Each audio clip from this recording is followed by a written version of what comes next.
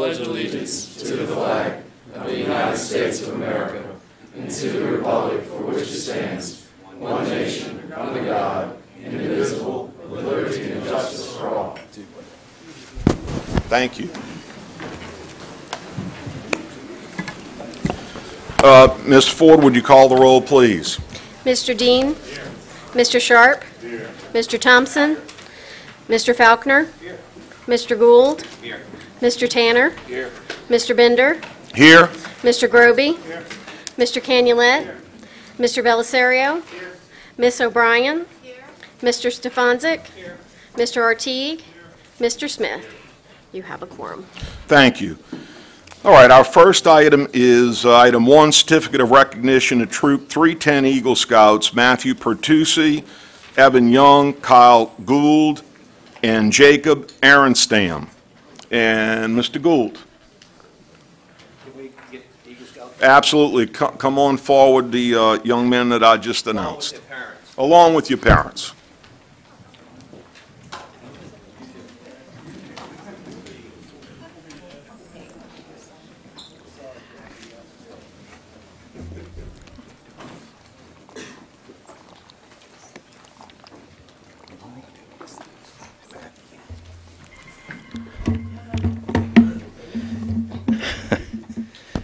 Mr. Chairman, it gives me great pleasure to read this first plaque and recognize these young men for their accomplishments. This first one is in recognition to my son, Kyle Patrick. The parish desires to acknowledge the youth of the parish for their positive achievements and accomplishments. In particular, those who choose to remain in school, participate in religious convictions, are morally and community conscious, and actively pursue productive lifestyles.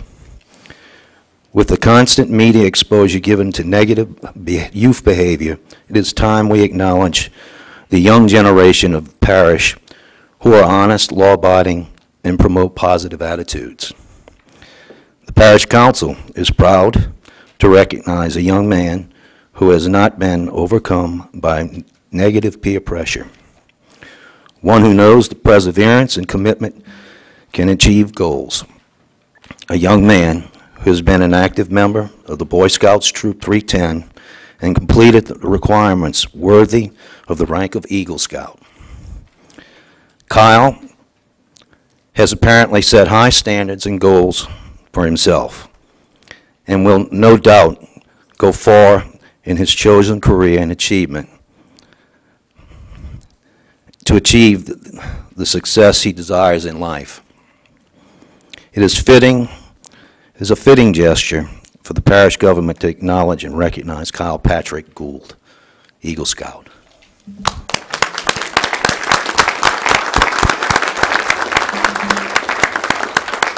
Before I present this to Kyle, I also want to recognize the names of the other 3 Eagle Scouts. Jacob John Aronstam,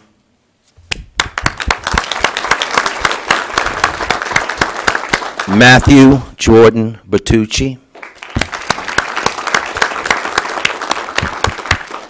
and Evan Matthew Young.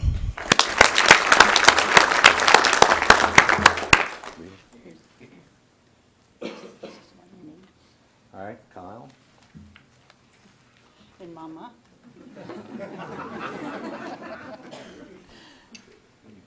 Let's see, who else do we have here? We've got Jacob Aronstam. Congratulations. Congratulations, Mom and Dad. Let's see. Matthew Bertucci, Jordan Bertucci. Congratulations. Ms. Carolyn, congratulations. This is tough. And Evan Matthew Young. Congratulations. Congratulations.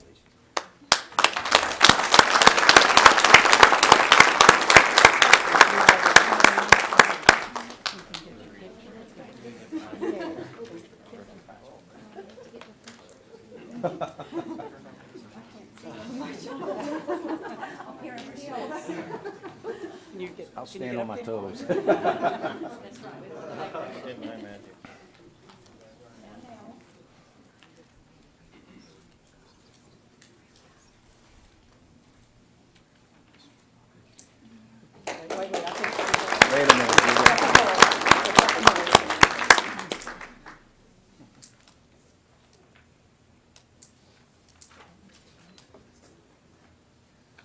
Okay, before you sit down, stay with us here.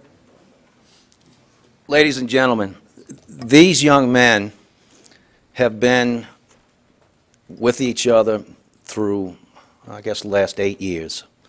We thought it was special to have them all here tonight because not only have they put a lot of effort in, but the parents have put a lot of effort in. One parent would look after the other kid. The other parent would look after the other kid and took care of people.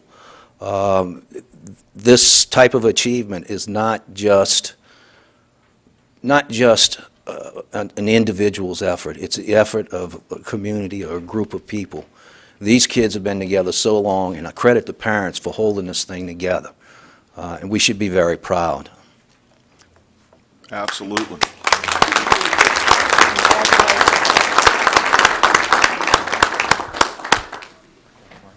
Thank you. Congratulations again. I would just add while Mr. Gould and Mr. Falconer are walking back, Mr. Falconer and I were invited to the honor court a couple of Sundays ago, and we sat in witness to these 4 young men being honored as Eagle Scouts due to their hard work. I want to tell you, it's been years since I was in the Cub Scouts, Boy Scouts. I never made it to Eagle Scout. Mr. Falconer, in fact, is an Eagle Scout, but it was so impressive, as Mr. Gould said, to see the tremendous number of scoutmasters, assistant scoutmasters, the parent involvement, and I walked out of the church with the feeling that our future is bright with these young people. So congratulations again. Okay, item 2 is certificate of recognition of Troop 98 Eagle Scout Jordan Hanley. Mr. Belisario. Ms. Pat? Before I read from the plaque, I want to give some background on what Jordan did to obtain his rank of Eagle Scout. His project for Eagle Scout included replacing commercial gutter downspouts, sprinklers, and landscaping destroyed in Hurricane Isaac. He also planted fruit trees, replaced mulch, and painted, and installed red shutters for the North Shore Beach Volunteer Fire Department on Lake Pontchartrain. Scouting has given him a great appreciation of the outdoors and the environment and has instilled noticeable leadership qualities amongst his peers. Jordan started as a Cub Scout in the 1st grade at Honey Island Elementary. Jordan is now a senior at North Shore High School and will be attending LSU next year, majoring in mechanical engineering. I'd like to read his plaque. It's a certificate of recognition to Jordan Hanley. The Parish Council desires to acknowledge the youth of this parish for the positive achievement and accomplishments. In particular, those who choose to remain in school, participate in religious convictions, are moored in community conscience, and actively pursue productive lifestyles. With the constant media exposure given to negative youth behavior, it is time we acknowledge the younger generation of this parish who are honest, law-abiding, and promote positive attitudes.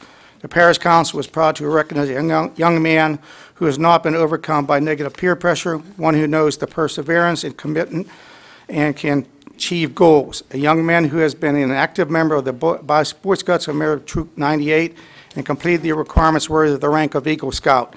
Jordan has apparently set high standards and goals for himself and will no doubt go far in his chosen career and achieve the success he deserves in life. It is a fitting gesture for the parish government to acknowledge and recognize Jordan Hanley for earning the rank of Eagle Scout with Boy Scouts Troop 98. I'll also be doing this at the Court of Honor on Monday evening in Slidell. Congratulations, Jordan.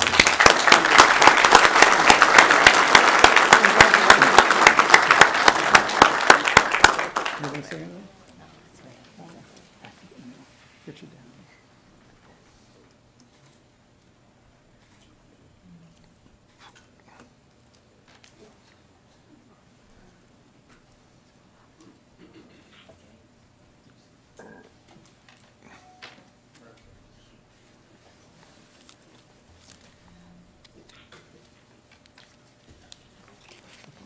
Congratulations. Thank you.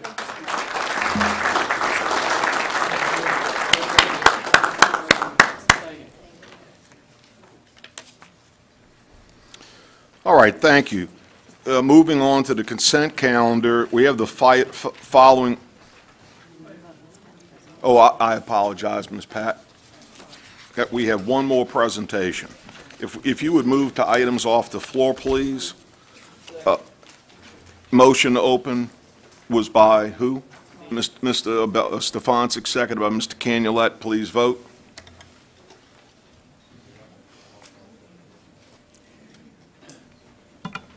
Motion is unanimous, no one absent. Okay, item off the floor, one is certificate of recognition. John O'Neill will recognize his time as the Director of the St. Tammany Parish Fire Services. Ms. Brister. No, go ahead. John? There you are. Come on up, John. No. This is, he's going, he'll start playing a lot of golf soon. I don't know how to play. It is certainly an honor for me to be able to read this and thank John for all that he's done. St. Tammany Parish government hereby commends, honors, and thanks John O'Neill in recognition of his time as the Director of Fire Services and for his determination to improve the services the fire districts provide to protect the residents of St. Tammany Parish. This 5th day of December 2013, signed by Jerry Bender, Council Chairman, and Patricia Brister, Parish President. And thank you, John, for all your years of service. Thank you. Well, this thing turned on? Yeah. You know, I'm not much for words, but I'd like to say it's been a pleasure working with everybody, the staff over there, 2 parish presidents, the council, and the fire guys, all the fire districts, and of course it couldn't be nothing without the citizens that attend your meetings and really care about this parish and make it a wonderful place to raise grandchildren and families and live. And I appreciate it. My heart will be with you. I'm going to go learn how to play golf. Tell them where you live. We were going to move, but we decided to stay in Slidell, but we do have a place in Florida called the Villages and golf for free. 42 golf courses, and I'm going to go learn in January. Good for you, John. Nice, thank you very much.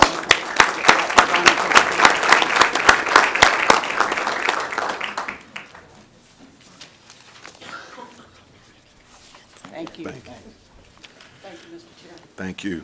Okay, going to the consent calendar, we need to pull the following items for ordinances for introduction. Item 6, ordinance calendar 5114.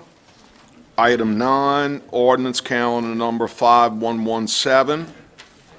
Under resolutions, we need to pull item 1C-3861, item 3, C-3863, item 9, C-3869, item 12, C-3872, item 13, C-3873, item 14, C-3874, and item 15, C-3875.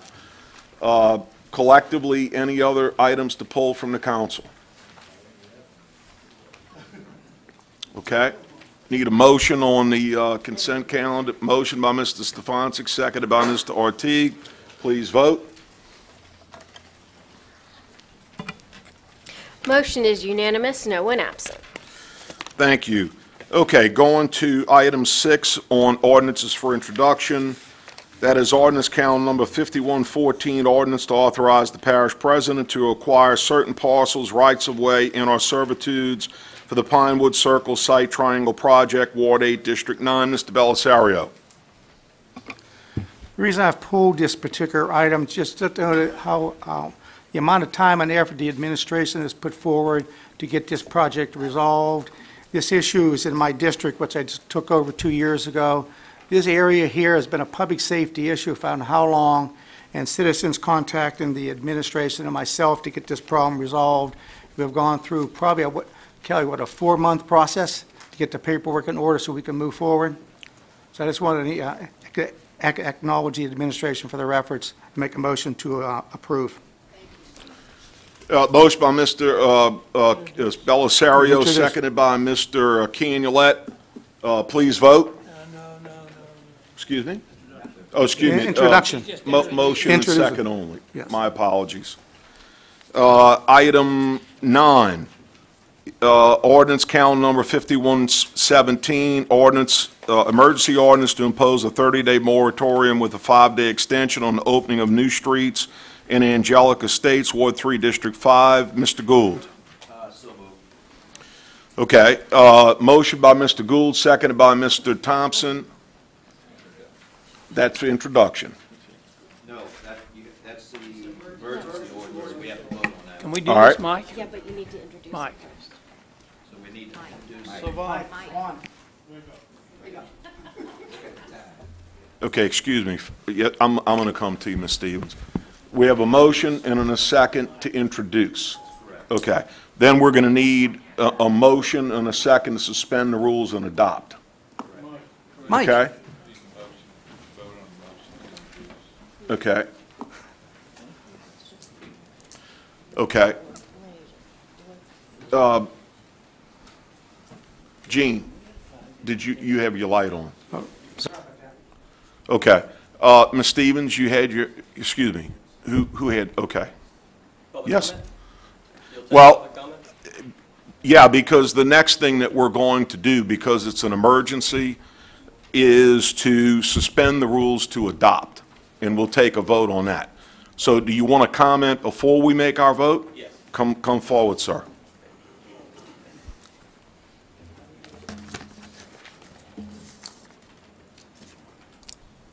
Okay, the proposed ordinance cites section 2-14 of the Home Rule Charter. Does everybody have a copy of that? Does each person have a copy? I printed that out, if anybody would like that. I have a copy of it. Anyone interested in the Home Rule Charter? Yeah, we'll take copies, sure. Sir, could you please give your name? My name is Eric Johansson. Okay, thank you, sir. Okay. So this proposed ordinance cites section 2-14 of the Home Rule Charter, and I submit to you that the proposed ordinance falls short of the requirements of section 2-14. The Charter says the council may adopt an emergency ordinance, and I quote, to meet a public emergency affecting life, health, property, or public safety. No such emergency exists. The Charter requires that an emergency ordinance, and I quote again, contain a specific statement describing the emergency. Because there is no emergency, no such statement is included in the proposed ordinance. And my final comment is, please do not rely on precedent to adopt this ordinance. Having done something in the past does not justify doing it again. Thank you, Mr. Johansson. Appreciate your comments. Okay. Okay, back to Mr. Gould. All right, for the record, what we have is some developers that keep selling off pieces of this Angelica Estates, and they've never met the requirements to supply various documents, turn the streets over so we can maintain them. And as long as we continue to allow them to open up streets, they're not going to turn the stuff over. And it is causing damage to the downstream properties. Okay. Okay? That's the reason for the ordinance in the first place. All right. Thank you. And the reason that we're doing it in emergency form is so they don't rush out and try to pull a permit on opening up the street while we're waiting for the 6-month moratorium to be voted on next month. Yes, sir, I understand. Okay. Ms. Stevens?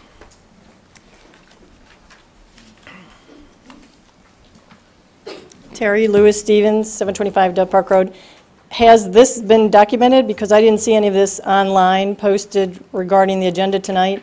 And how is it documented, and where is it documented that any damage is occurring? And I mean, I don't even know all the particulars regarding this, and I don't know that anybody else in the room might know what the emergency is. So we'd like a little bit more information on it before you Check with the Department of Engineering and have all the records. Do you have them here tonight while you're going to vote on this issue? No.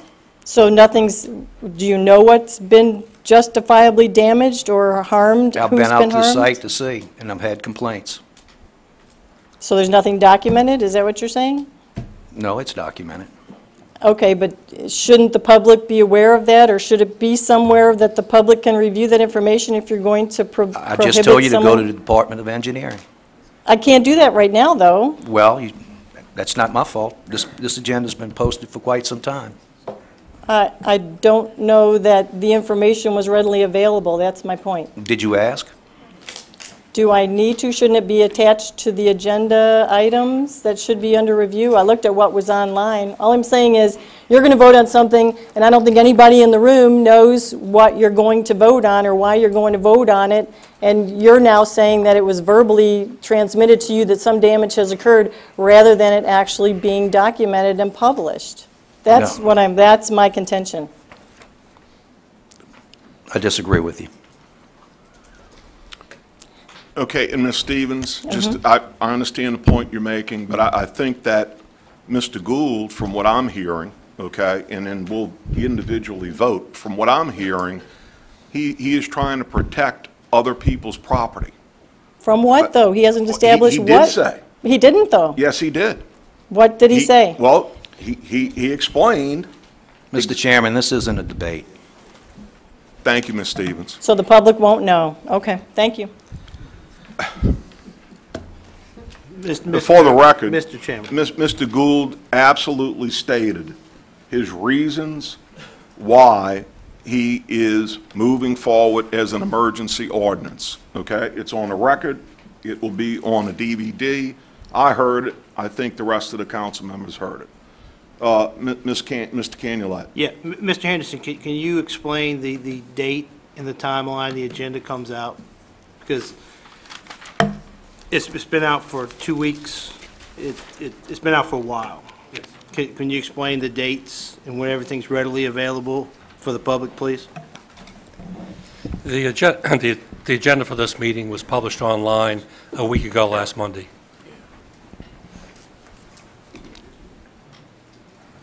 Call question? Okay, we have a call for the question. So, Mr. Gould, I need a motion and a second to suspend the rules and adopt. Well, we have to introduce it first. We did. We did, okay. We did with a Suspend the motion rules and second. adopt. Excuse me. Mr. Stefanski. Well, I mean, he can put the motion on the floor, but I do want to talk about it. I think, Okay, I talked to Mr. Savant, and I am a little concerned. I have no problem with 30-day moratorium being issued. I really don't. It's the 5 days additional, and I don't read the charter the same way as our legal counsels do. So, and I have a problem with it because I think that the charter doesn't allow us to extend over 30 days at one setting. That's my understanding of the way I read the charter. Now, there's nothing specifically in there that denies this, but the way the charter was written, and I know I've talked to people about this before. I realize that I had the sidebar notes to that were all given whenever we developed the charter, and I don't believe that that was the intent of the charter. But if our legal counsel does rule that the 5 days is an exception that we could do, and I understand the next meeting is the 9th of January, so I understand the 5 days, but I just don't understand us being able to go over the 30-day moratorium without having another, towards the end of that, adjusting for another period. And I know it's Christmas time and everything else, but I'm concerned about the 5 days. So, Mr. Savant. And I will accept whatever the legal counsel says, but I just wanted to tell you I don't read it that way. Thank you, Mr. Stefanski. Mr. Savant. Yes, sir. Well, I mean, I understand what Mr. Stefanski is saying, and if you will indulge me, Mr. Chairman, Section 2-14 of the Home Rule Charter concerning emergency ordinances, paragraph C, says, quote, "Emergency ordinances shall be effective for no longer than 30 consecutive days after final adoption, except that the council by the favorable vote of 2/3 vote of its authorized membership, may extend the life of the emergency ordinance for a period not to exceed an additional 30 consecutive days.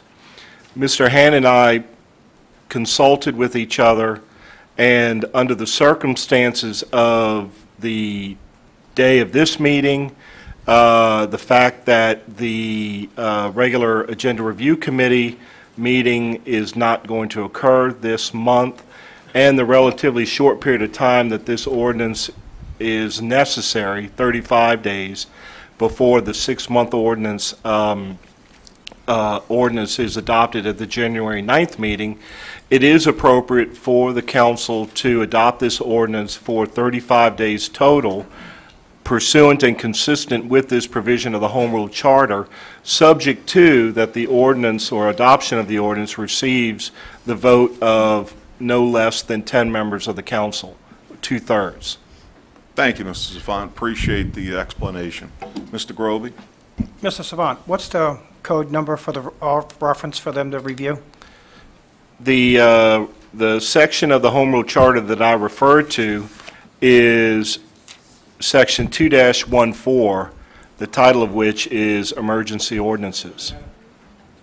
Did y'all not see that? I'm sorry. Ms. Stevens and Mr. Eric, did y'all not see that when you read the first part of this? I have no problem with the 30 days plus 5 days. That was not my concern. Mine is that there's no emergency, and the emergency is not specifically stated in the ordinance. But if I understand this, we have the ability to do what we're doing without violation of law, correct?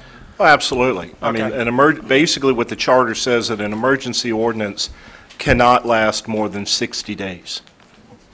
All right, and just to confirm, before I go to Mr. Gould, to be adopted, this will require a 10-vote majority. That's correct. Okay? So, Mr. Gould, I move to... you have a motion to suspend the rules. Suspend the rules and adopt. Seconded by Mr. Thompson. Okay? Any questions, comments? Please vote.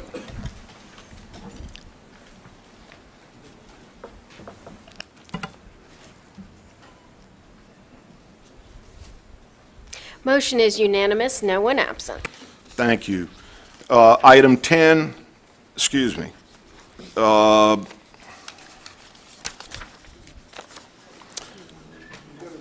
Excuse me, under resolutions, item 1, resolution CS number C-3861, resolution approving the issuance of not exceeding $3 million of limited tax certificates of indebtedness of St. Tammany Parish Fire Protection District Number 1. Mr. Belisario. Sorry, but I'd like to have Grant Schluter come up and the chairman of Fire District 1 to explain what this is all about. Thank you.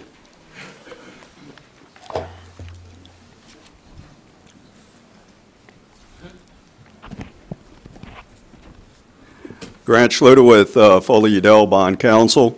This is a request for $3 million of limited tax certificates of Fire District 1 for various fire capital improvements, including equipment of fire trucks and equipment.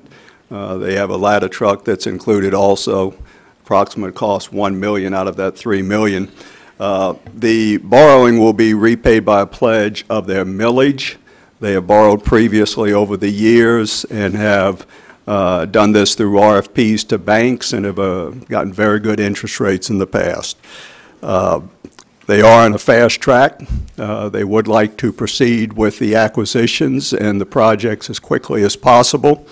They are receiving bank proposals next Thursday, and they plan to close the issue January 10th. Any questions concerning the projects, the chairman can respond to those. Yeah, excuse me, and Mr. Smith, go ahead.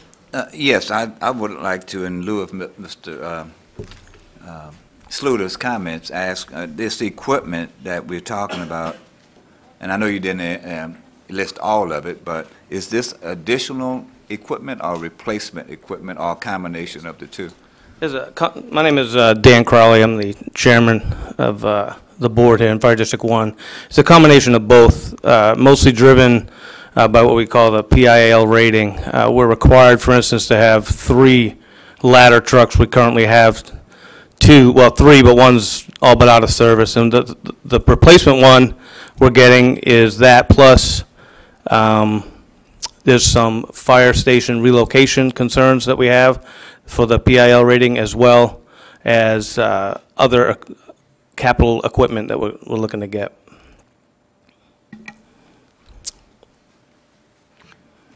Dan? Yes, sir. Couple questions along that line.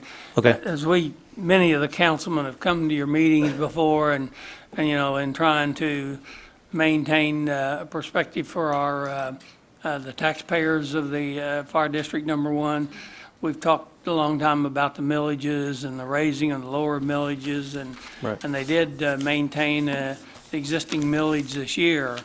Will this require an increase in that millage? That's a great question. I mean, in a roll-up of the existing millage. That's what I want to know. The roll-up of the millage will be minimal and negligible because the thought process of going this route, we have capital requirements that we have to do, we have to meet. So the intent of this process was to spread over a 10-year period the impact of what this capital cost will be for our district. So, I mean, if you're asking me for a specific number, the number for the payback is... No, I'm not asking you for that. No, you don't need to. No, we're not looking at anything that's considerable. It's actually to minimize that, and that's why we're going this route. Well, and from my point of view, I support going out and getting the new equipment. Understood. I think it's absolutely mandatory that you guys get the new equipment and keep our PIL rating down. Right. And I will say this, though. I mean, this year when we left the millage where it was at, we knowingly funded a deficit and are willing to utilize capital cash that we have in conjunction with this bond to meet those requirements. So, yes, there will have to be an increase at some point because even this year we funded a deficit to leave it where it's at and try to minimize the impact. But you did that out of reserves. Basically. Correct. That's correct. What you did that out of reserves. So what I want right, and when that runs out, make sure the people of Fire District Number 1 understand that and I understand some of the things you're doing and even more because I've talked with them about a new fire station, where it's going and everything. I just want people to understand that rating has a lot of effect on their insurance, and if that rating goes up a point, or we end up paying several $100s a year more on house insurance. So right. I'd hope the people that are listening understand that. So. Thank you. I appreciate that. Okay. Okay. Mr. Belisario. I'll just draw off my light because Steve brought up points I was going to bring up, because Steve and myself, Richie Ortigue, and Trilby Linfont sat in a meeting with Fire District 1 representatives going over their budget prior to the budget workshop. And what they're doing is they took comments from that meeting and they're working down their fund balance. They've got the cash to do it. They can spread this out and really, I believe, defer for several years any increase in their millage. I think that what they're doing is the proper and most effective use of their fund balance. The only comment I would have, I'd just be caution, I don't know if there's a defer of any increase, but to minimize any increase if the need arises. I agree. Okay. Mr. Canulet? Yes, Dan, I heard you mention firehouses. We're talking about adding a new one or no, thank you for asking that. Clarification would be fire station relocations. An example of that would be Central, which is Firehouse 11, which is in Old Town, which we have flooding issues in Old Town.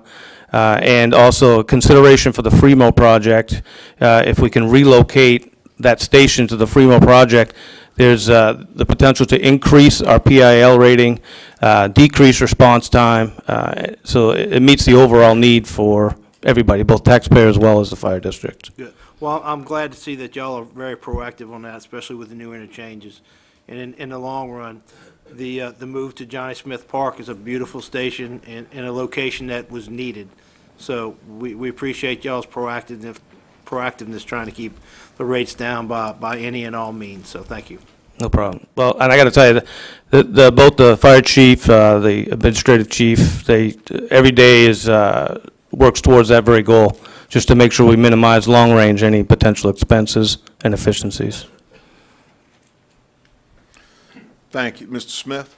I don't know that if this would be a premature assumption or not, but I noticed that you mentioned in your comments that at this stage you are talking with several banks.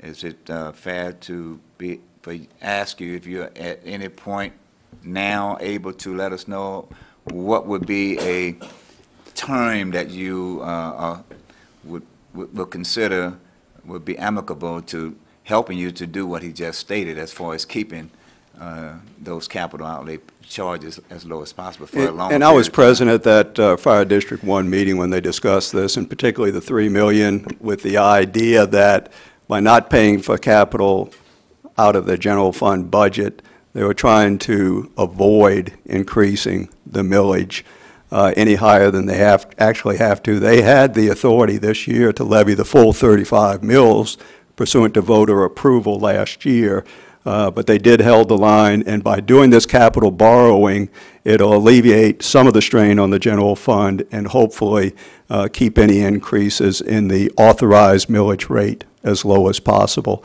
As far as the bank proposals, the RFP went out to numerous banks, every bank that has an office in St. Tammany Parish, plus many others that bid on this all across the state.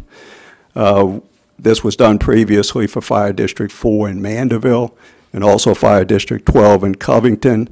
Those two were done last year, similar borrowing, 10-year. Each one had an interest rate below 2%. We just completed an RFP process for Hospital Service District number 2 in Slidell Memorial Hospital, 10-year financing, and they came in under 2% also.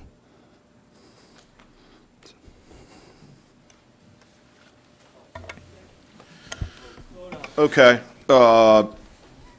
Canulette, you make the motion? Yes, sir. Motion by I'll Mr. second. Canulette, seconded by Mr. Stefanczyk. Any questions? Please vote. Motion is unanimous, no one absent. Thank you. Okay, Mr. Crowley. Thank you, very Mr. much. Sluter.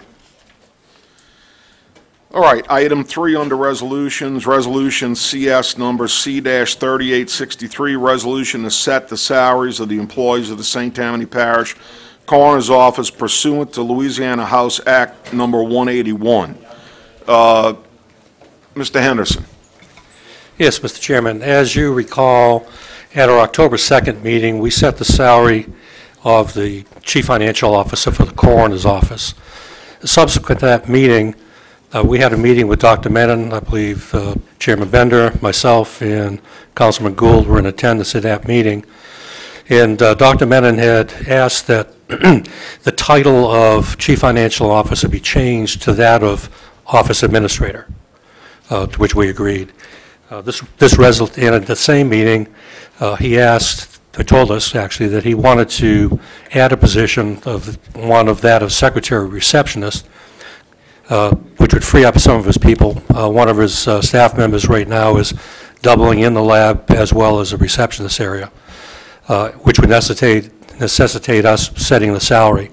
So this resolution accomplishes two things. One, it recognizes the title change of Chief Financial Officer to Office Administrator.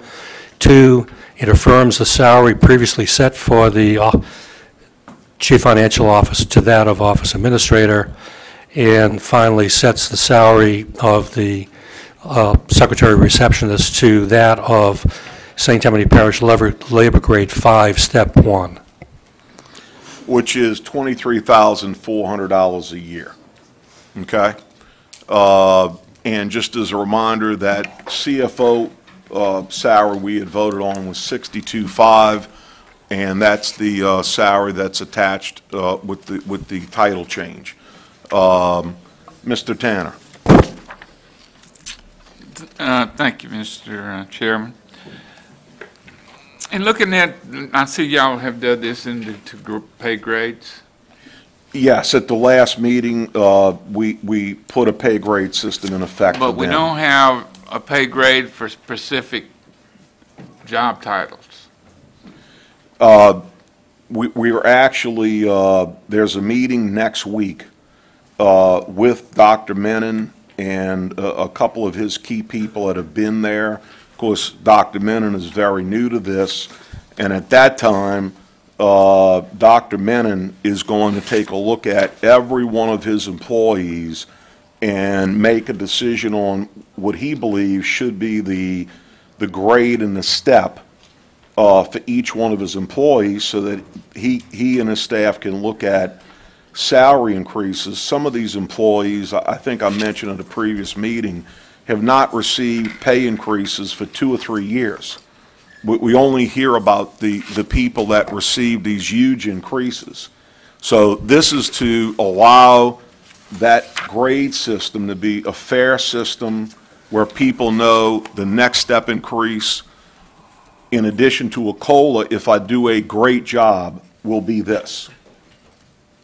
I don't know if I answered your question properly. Well, I understand what you're saying, but my question is, if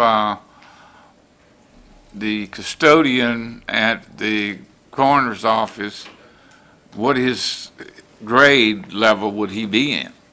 That's what, would be interesting to me. I'm sure he wouldn't be in grade level 20, which goes to $183,000, but what grade level would he be in? And I think that's important for us to know if we're going to, if we're going to be setting the salaries for the employees, then we need to know what those employees do, and of course with recommendations from the coroner.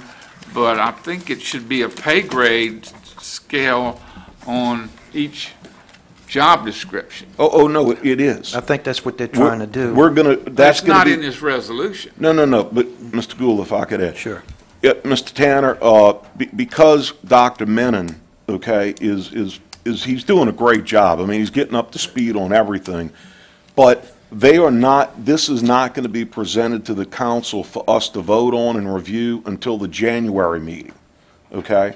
And Dr. Menon and a member of his staff are going to appear before us at the January meeting. We are not voting on anything tonight regarding salaries other than two things. That, one, we're affirming Dr. Menon's request that the CFO title be changed to a more appropriate office administrator title with that same salary that we had already approved. And number two, that they have a manpower deficiency because their receptionist is having to run back and forth to the lab to the phone, okay? This is, he can increase his staff, but we by the law have to set a salary. So the only salary we're setting tonight is for the secretary receptionist at grade 5, step 1, which is $23,400. Okay, I understand now. I see that we're just doing the regular grade steps, and we're going to come back and put job That'll be in description. January when he makes his presentation. That satisfies me. Yes, sir. Thank you very much. Yeah. Okay, any other questions? Any questions? Mr. Franzo? Thank you, Chairman. Yes, sir. One quick question on the salaries, when, like these two you're going to be setting. Once we have the election and a new coroner comes into place, is there going to be, like when you have a job descriptions, when you figure out the job descriptions, I assume then there's going to be a certain level of what salaries can be for that position. It's not where the new coroner can come in and all of a sudden we can go back to old ways, correct? Yes, sir. Let me just say, of course, it's going to require a vote of the council Right. next month, but last month we already put our parish government grade and step system into place at the coroner's office, okay? Because what we found out after Dr. Galvin resigned and Don Henderson and I went there that Friday night was that they had no system I know. of how does the secretary, how does the lab tech get a pay raise, what would that pay raise be? And, in talking to Dr. Menon and Dr. DeFatta, they agreed that tends to bring about favoritism. And when you see that, when we see that two people did not get pay raises for 2 or 3 years. No, I agree, and Yeah. I think there's just got to be a system in place that protects everybody. We agree with you. Every employee, but also where it can't get out of hand like it did in the past. No, and that system is in place. When Dr. Menon comes before us in January, it's going to be the first time he implements that this person is in labor grade, let's just say 7, step 3 right now, and he's going to recommend to the council that that person go from labor grade 7, step 3 to labor grade 7, step 4. Excellent, that's great. Okay, thank you very much. I Yes, sir, appreciate it. thank you. Jerry, I think, Mr. Belisario. I think one thing we want to point out is, you know, the salaries are not under our responsibility, and 2, we're going to be setting the millage.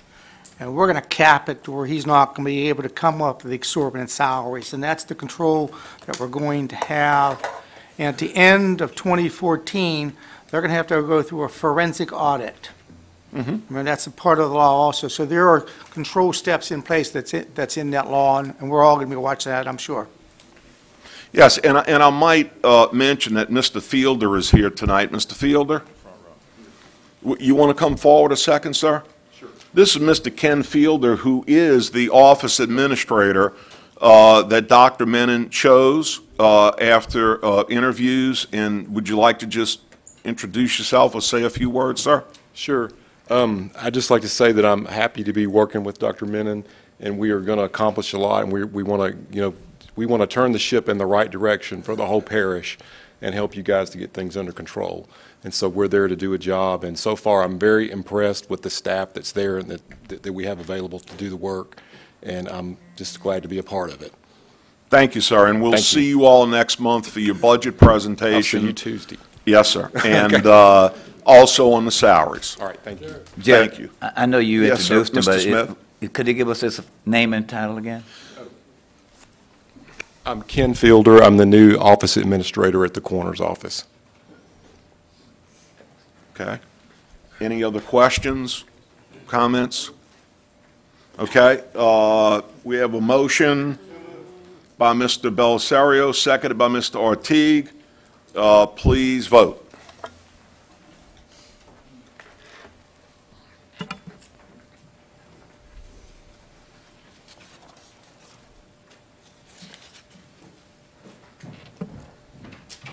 Mr. Belisario, oh, I'm sorry, Mr. Stefanczyk. Well, then I guess he can't vote. Motion is unanimous, 2 absent. Okay, thank you. Item 9 is Resolution CS number C-3869, resolution to authorize the filing of an application with the Louisiana Department of Transportation and Development for a grant under 49 CFR 5311, Non-Urbanized Area Formula Program, and/or 49 CFR 5309, Discretionary Capital Program. Mr. Belisario. What I wanted is an explanation of what this is all about. When somebody starts seeing federal code of federal regulations, what's this all about, and how is it going to benefit us? This is actually the annual allocation that we get for our rural transit program. And so we have to file a application for the funding, but it is a set allocation. It's, I believe this is approximately $600,000, and it does have a match. So, but we do need to get approval to go ahead and file with the FTA to access these funds. Transit program, yes. Okay. This is the rural allocation. Is that a part of Ghost Act? Yes, it is. Okay. All right, good. Thank you. Thank you. Any other questions, comments? Okay, motion by Mr. Tanner to adopt, second by Mr. Gould. Please vote.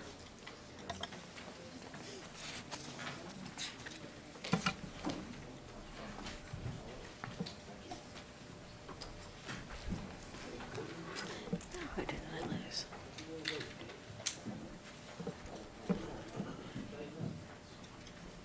Motion is unanimous, 1 absent. Thank you. Item 12 is Resolution CS number C-3872, resolution to concur, not concur with the City of Slidell annexation and rezoning of 2.99 acres located at the intersection of Amber Street and Coral Street in lots 1, 2, 3, square 17, Pearl Acres subdivision from Parish HC2 Highway Commercial District to Slidell C2 City Neighborhood Commercial District, Ward 8, District 9. I'm going to go to Mr. Henderson first.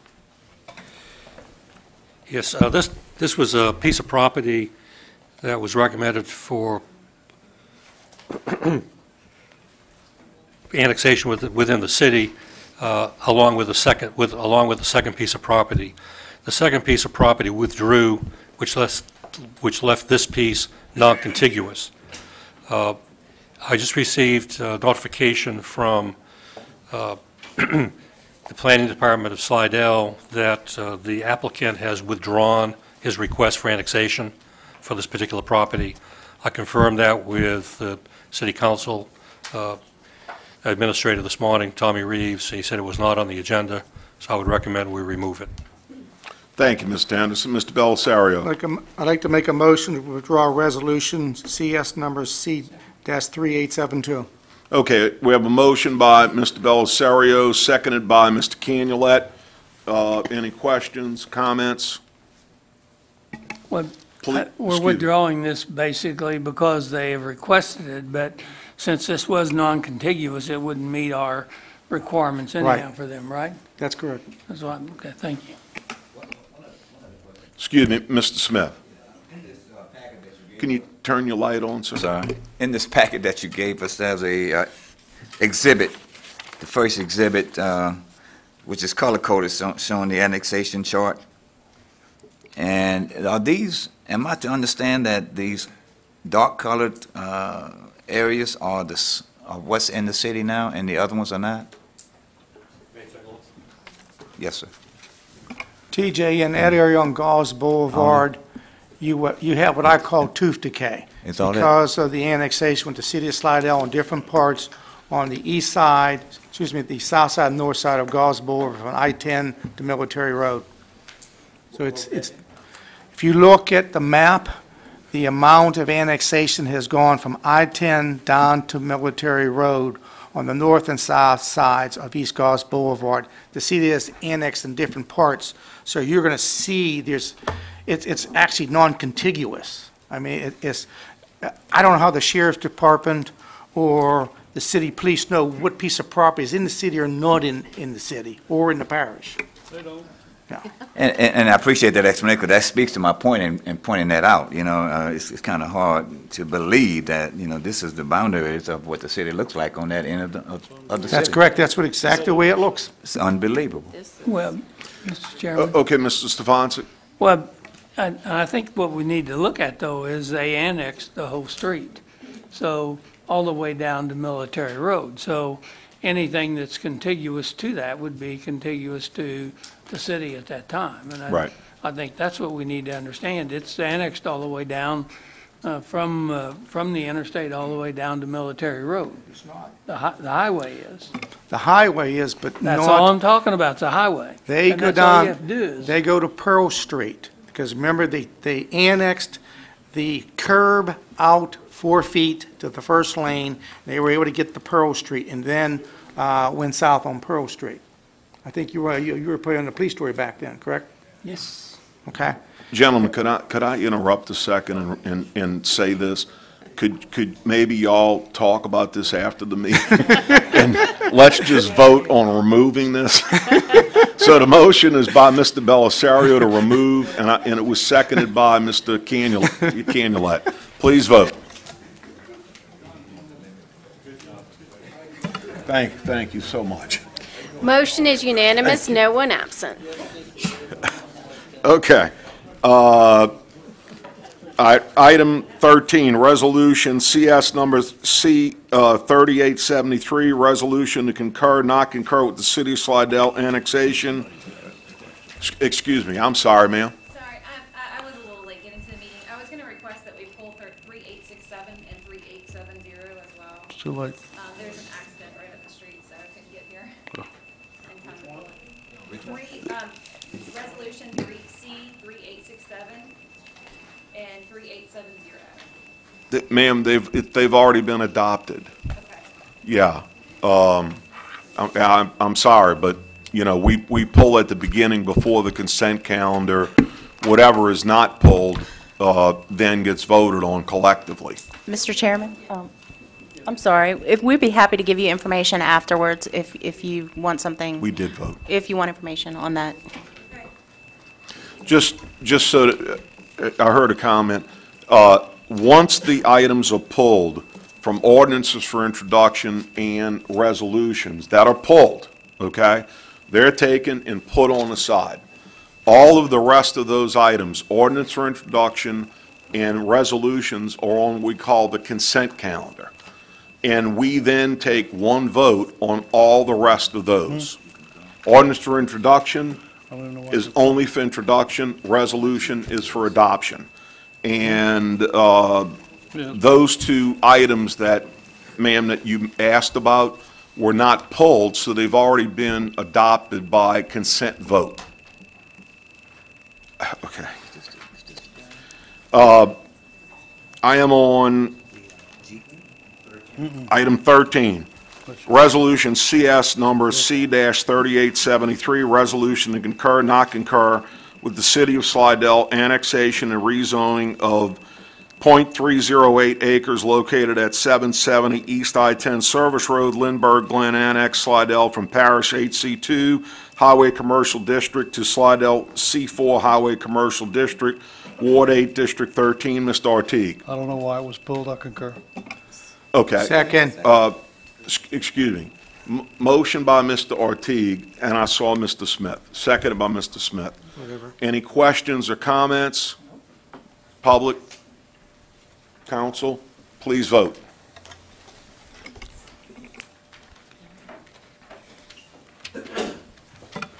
Motion is unanimous, no one absent. All right, thank you. Item 14 is Resolution CS number C-3874, resolution to concur, not concur with the City of Slidell annexation and rezoning of 1.934 acres located at 2504 Old Spanish Trail, Slidell, from Parish HC2 Highway Commercial District to Slidell C4 Highway Commercial District, Ward 8, District 13. Mr. Ortiz. Move to concur. Motion by Mr. Ortiz, seconded by Mr. Canulet. Please vote.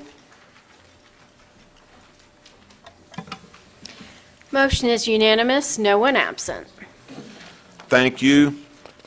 Item 15 under resolutions is Resolution CS number C-3875, resolution to concur, not concur with the City of Slidell annexation and rezoning of 0.36 acres located at 1717 Beth Drive, Slidell, from Parish A4 Single Family Residential District to Slidell A6 Single Family Residential District, Ward 8, District 12. This is in my district. I'd appreciate a motion to concur. Motion by Mr. Gould to concur, seconded by Mr. Thompson. Mr. Smith? And we support the action that's being taken, but just as a point of information, is this the piece that's associated with the racetrack development?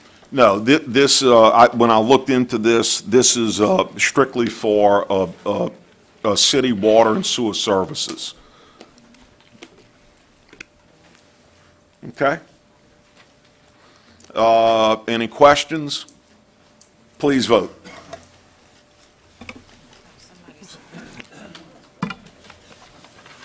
Motion is unanimous, no one absent. Thank you. Under appeals, item 1 is Alton Jenkins appealing the zoning commission approval on November 12, 2013 to rezone 1 acre amended from 4 acres located west of Isabel Swamp Road, north of Highway 40 from A2 Suburban District to A2 Subdivision District and MHO Manufactured Housing Overlay, Ward 2, District 6. Mr. Jenkins. Mr. Jenkins is not here. But okay, Mr. Tanner. This is a zoning case where a gentleman came in and asked for the mobile home overlay on his 4 acres of land that he had on Isabel Swamp Road.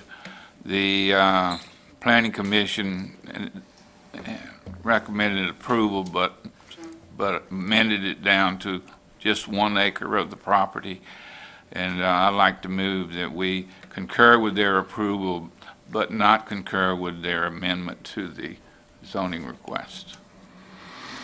Okay, so your motion is to concur with this zoning approval, Mr. Tanner? Not the one that's there, you know, but 4 acres. Okay, excuse me, let me talk with Mr. Hand a second. He's doing an override. Right, you need an override and go ahead and rezone the 4, put the manufactured overlay on 4, the 4 acres. So do you want to make a motion to override, Mr. Tanner? Yes, sir. Okay, and Mr. Hand, should he state the reason for the override in one motion? Just that it be on the 4 acres. Okay, so Mr. Tanner, just that it would be on the 4 acres? Right. Okay, motion to override as stated, seconded by Mr. Falconer. Any questions, comments? Council, public, please vote.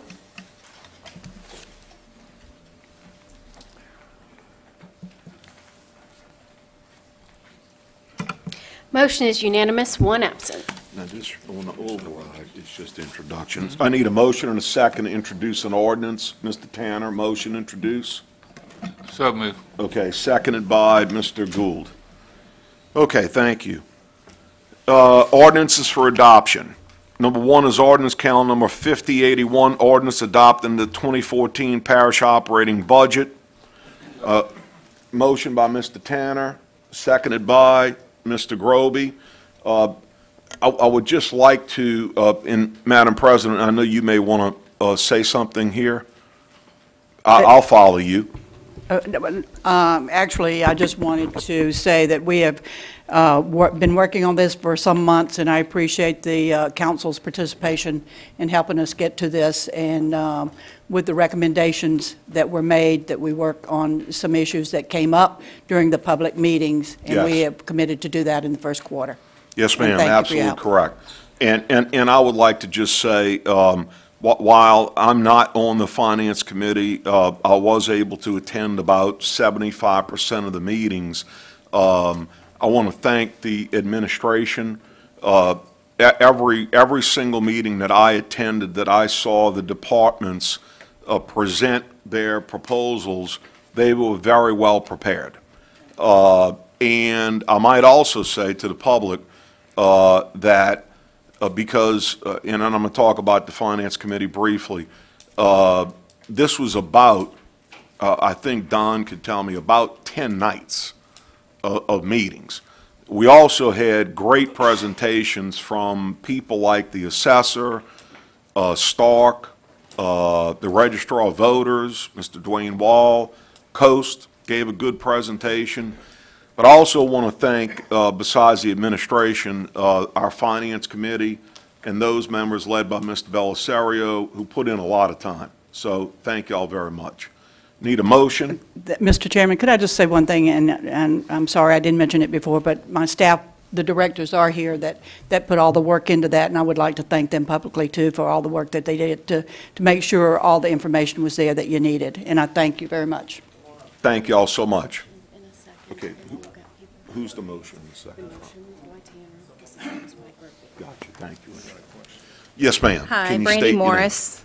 I had a couple of concerns. Excuse me, I'm sorry. Did I talk over your name? Can you Brandy Morris. Okay, thank you. Yes.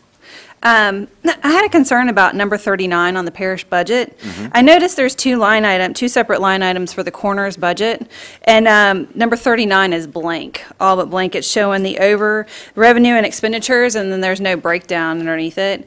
And I thought this was kind of curious because last year wasn't there a pretty massive surplus for the last few years regarding tax purposes, so for there not to be any kind of detailed description in the line items on the parish budget, at least the one that was put online, that concerns me.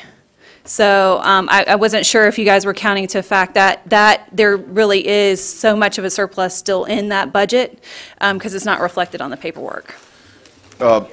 Yeah, and I'll comment after Mr. Belisario. Mr. Well, what I Belisario? want to do is have Leslie, the coroner's office for us is a pass-through. Revenue and expenses have to equal. What was happening in the coroner's office was a completely different story, and Leslie can expand on that. And as Mr. Belisario is saying, the coroner, and Mr. Bender mentioned earlier, the coroner adopts their own budget. And I believe it has been advertised, and they're going to be holding Yes. a public hearing. If Ken's still here, he can verify the date, but I believe it's on December 16th at the coroner's office, and that's where their detailed budget will be. But they're also going to be making a presentation here at the January meeting with every line item.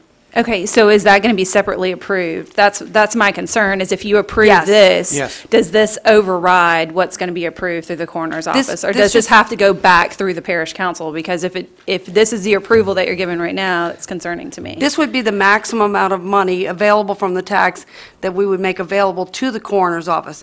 Then the coroner's office is going to adopt their own budget with every line item, salary, supplies, and everything like that. So that has to be approved, and they're holding a public hearing December 16th. Okay, but what you're saying is this is the maximum amount of revenue collected, so you're already accounting for the maximum amount of revenue being dispersed from that amount. Right. We set the millage. We cut his millage to cap the revenue to a certain level. His expenses can't exceed that. Okay, so why isn't that reflected on this? Okay, ma'am. I'm sorry, I'm just No, trying no, to get no, an no, no. understanding of why it's not, Well, if it's been capped, why it wouldn't be reflective on the paperwork? What is it being shown here? You're just not accustomed to seeing that. What you're seeing is with a pass-through, revenue and expenses have to equal. Okay, but my concern was that there's no breakout under this. It's zeroed. That's It correct. doesn't- Again, because it's a pass-through, the budget details you're talking about will be produced at the coroner's office during their public hearing. It's the same thing we have with the Library Board of Control, Coast, Stark. Okay. You'll see those Well, the I same was just way. noticing every other group is broken out in here, except for Not this one. not the ones I just mentioned to you. They're pass-throughs. Okay. And also, I think you're reviewing the ordinance itself, and then the ordinance, a component of the ordinance is the entire book, which is about 200 pages. So there is a page, and it's online, for Fund 039, which breaks down the ad valorem taxes, the, some of the fees that are charged for collection of the tax, and then, like you said, the balance goes to the coroner expense, which for 2014 is budgeted at $3,996,000. Okay, you have 4185. Because of that 4 that million. includes some of the other fees that are being paid, that are deducted from the tax by state mandated costs. Okay, so you have two different line items here for the coroner, so both of those are being adopted under the same budget. So is that my understanding? That's the summary of the line items. So in Okay. each of those line items that you're seeing there on the ordinance, there are multiple pages that make up those totals. Okay, and these are online, because Mhm. when I printed this out today and saw the link wasn't attached to the full budget for the coroner's office. So this is a separate line item ordinance that should be pulled up separate, I mean, is that kind of what I'm It's getting? not an ordinance, but I can give you I can make a copy of the page for you after the meeting if you like. Okay. If you want to, you can Thank stay you, up the ma'am. meeting. I can talk to you and supply some more information on it. Okay.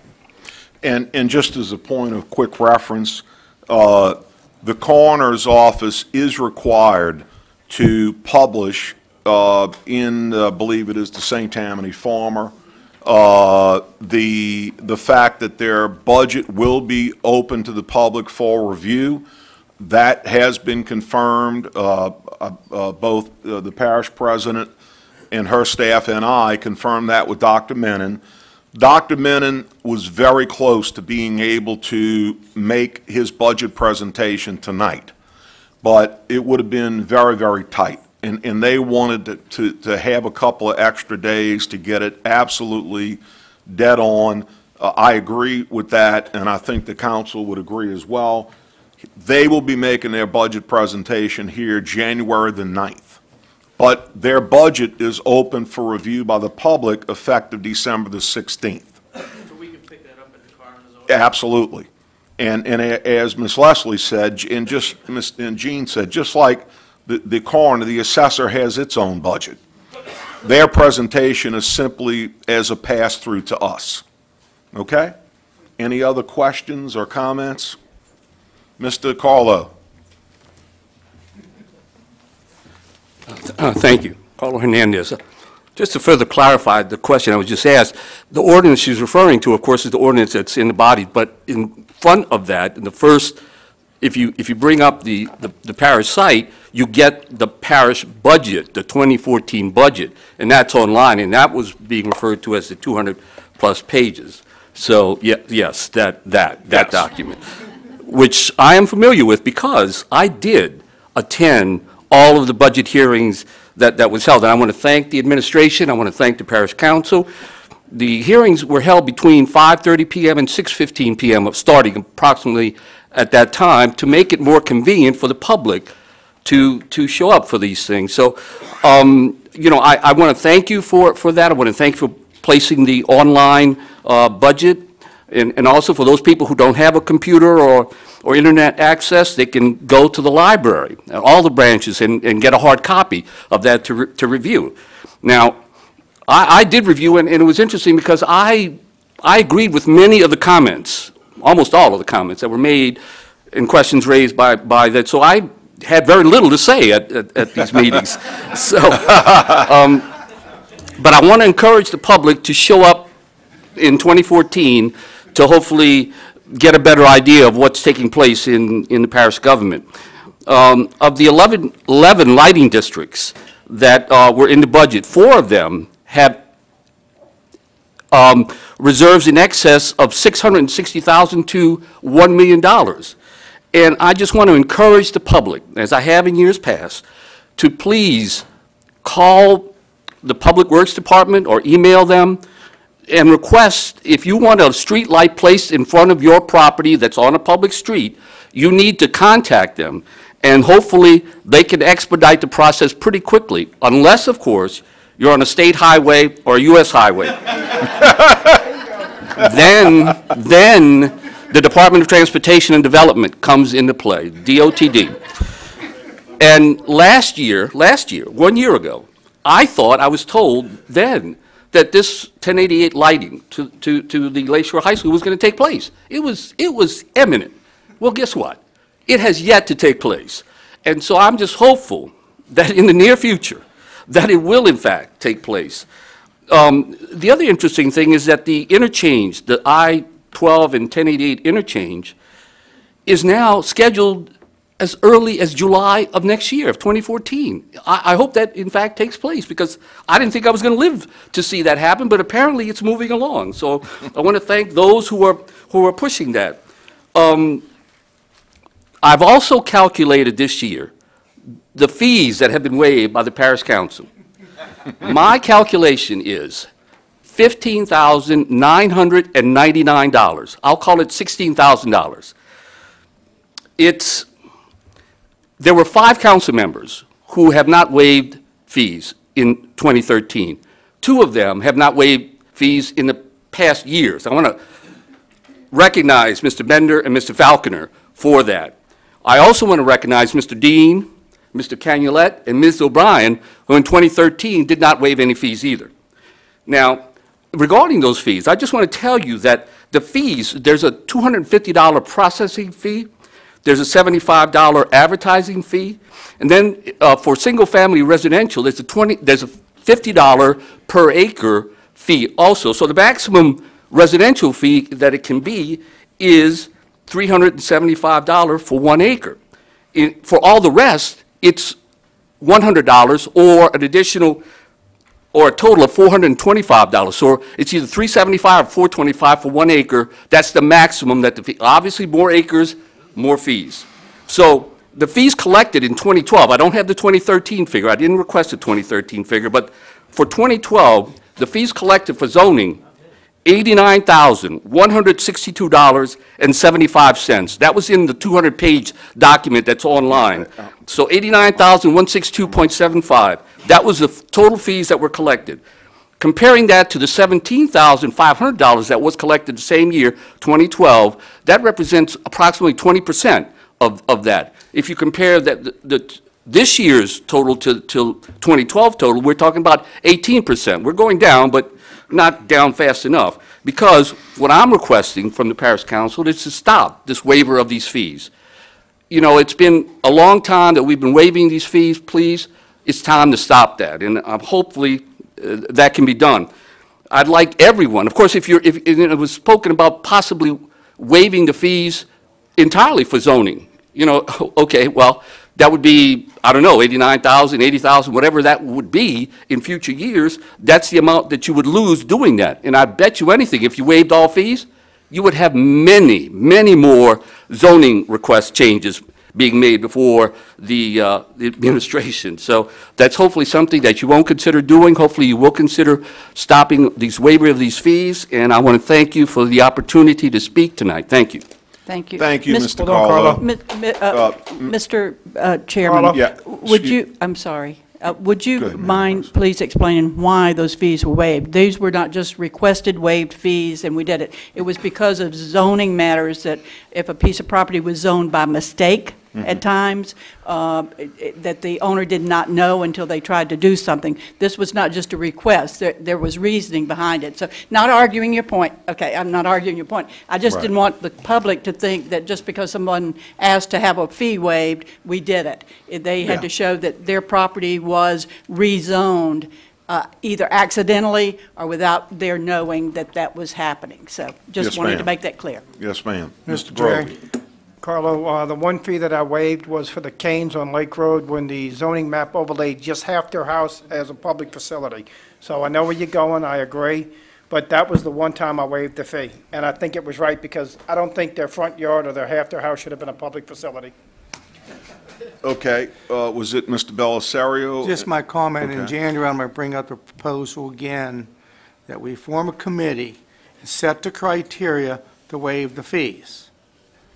Okay. Because I already know I don't have 8 votes to stop the process.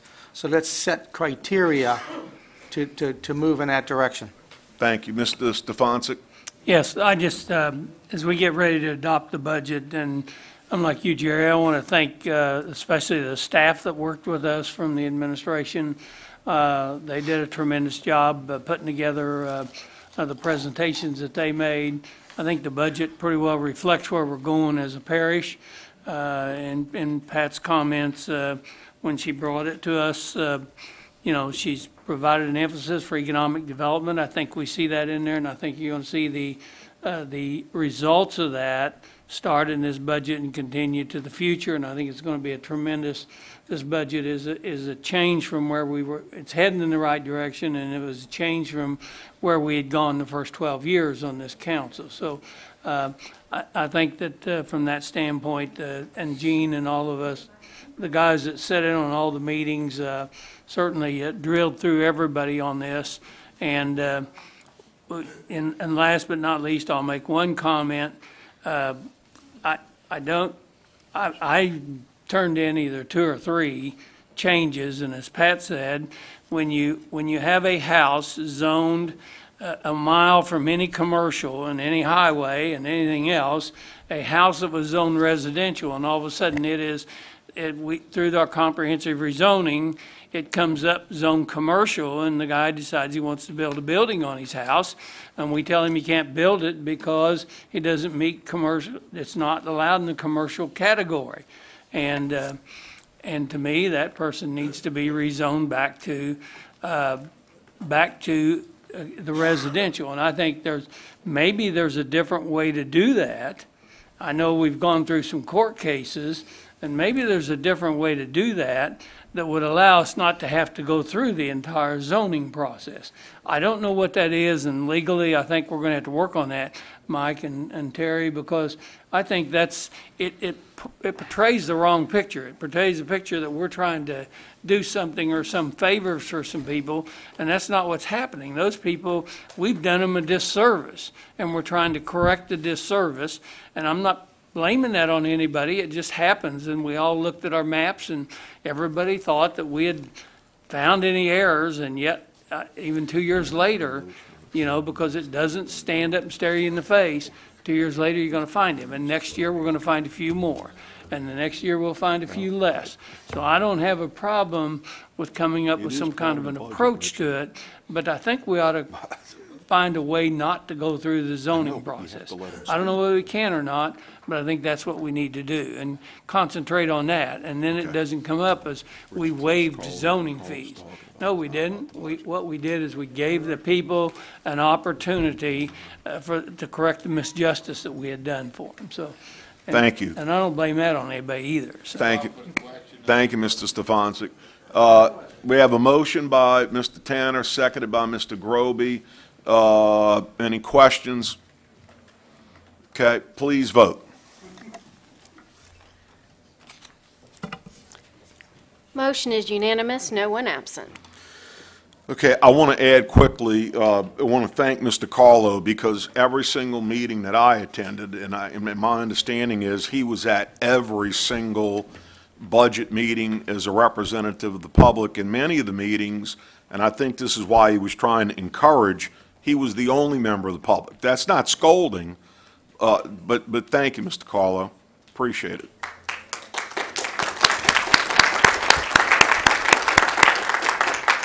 Okay, item 4 is, where am I at? Item 2. Item 2 is ordinance calendar number 5082, ordinance adopting the 2014 to 2018 Parish Capital Improvement Budget and Program, and to further identify fixed assets and grants awards. I need a motion. So moved. Motion by Mr. Belisario, seconded by Mr. Groby. Any questions? Public? Okay, please vote.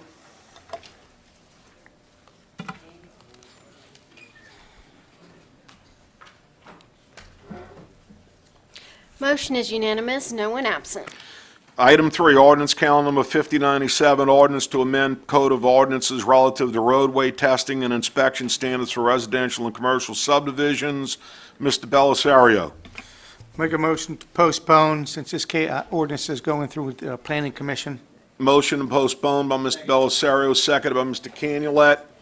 Any questions, comments? Please vote. Motion is unanimous, no one absent. Item 4 is ordinance calendar number 5098, ordinance to correct the road and drainage inventory to include Leaf Circle, Forest Circle, Rustic Circle, and Greenery Circle, Ward 8, District 9. Mr. Belisario. So moved. Motion by Mr. Belisario, seconded by Mr. Canulet. Any questions, comments? Public, please vote. Motion is unanimous, no one absent. Item 5 is ordinance calendar number 5099, ordinance to amend ordinances and Code of Ordinances precincts to effect a voting precinct split and boundary adjustments and descriptions, Ward 4 and 6, Districts 4 and 6. Mr. Falconer and Mr. Tanner. So moved. Mr. Tanner. Second. Excuse me, Mr. Falconer, you made the motion? Yes. Motion by Mr. Falconer, seconded by Mr. Tanner. Any questions, comments? Please vote. Motion is unanimous, no one absent. Item 6 is ordinance calendar number 5100, ordinance establishing a no parking zone on Place St. Claude and Mr. Dean, is it Place St. It's Germain? Place. Place, excuse me. It's not too fancy. Place St. Germain, Ward 1, District 1, Mr. Dean. So moved. Mr. Gould, will you second so he can get?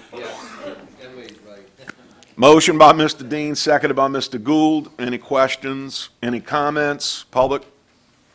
Please vote. With a verbal from Mr. Smith, motion is unanimous, no one absent. Item 7, ordinance calendar number 5101, ordinance to authorize the parish president to acquire certain parcels, rights of way, and or servitudes for the Fritchie Barn expansion project, Ward 8, District 9. Mr. Belisario. So moved. Motion by Mr. Belisario, seconded by Mr. Stefanczyk. Any questions or comments? Seeing none, please vote.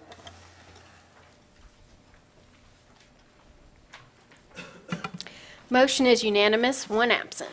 Item 8 is ordinance calendar number 5102, ordinance to authorize the parish president to purchase, expropriate, or otherwise acquire certain parcels, rights of way, and or servitudes for the Slidell Levee Segment SO4 project, Ward 9, District 13. Mr. Artigue. Motion by Mr. Artigue, seconded by Mr. Stefanczyk. Any questions or comments? Yeah, Jerry, I'd like to make Yes, a sir. quick comment about, if everyone noticed, the federal government just implemented a plan for St. John's. So we're it. Us and Tangi, that's it, with only 2 left unprotected.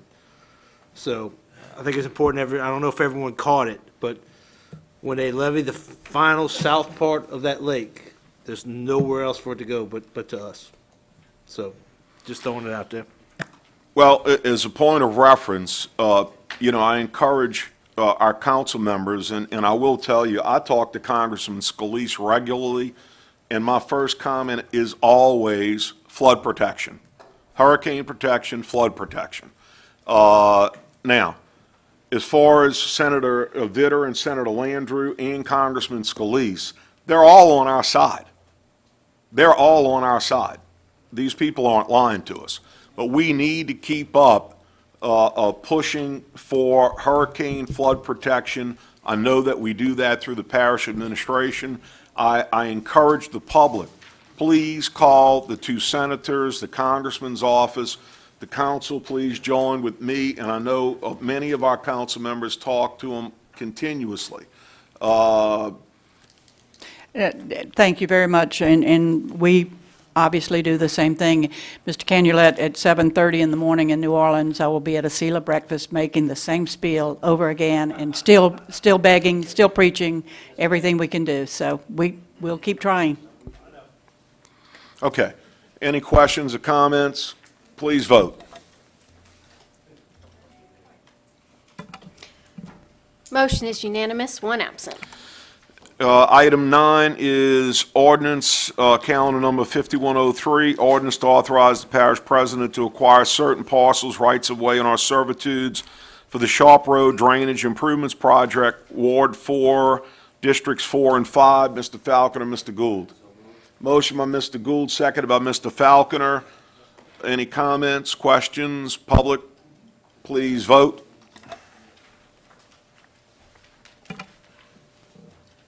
Motion is unanimous, 1 absent. Item 10 is ordinance calendar number 5104, ordinance amending the official parish zoning map to reclassify 3.89 acres from A2 to NC6, Ward 1, District 1. Mr. Dean. So moved. Motion by Mr. Dean, seconded by Mr. Sharp. Any questions or comments? Seeing none, please vote. Motion is unanimous, 1 absent. Item 11 is ordinance calendar number 5105, ordinance to correct the road and drainage inventory wards 1, 2, 6, and 8, districts 1, 6, and 11. Mr. Dean, Mr. Tanner, and Mr. Stefanczyk. Mr. Dean? Motion by Mr. Dean, seconded by Mr. Tanner. Any questions or comments? Please vote. Motion is unanimous, 1 absent. Item 12 is ordinance calendar number 5106, ordinance to amend the parish code of ordinances, watercraft speed limits to provide for inclusion of the private canals of Madisonville and the Lake subdivision under the dead slow no wake zones, Ward 1, District 4. Mr. Falconer. So moved. Motion by Mr. Falconer, seconded by Mr. Gould. Any questions or comments? Council, public, please vote.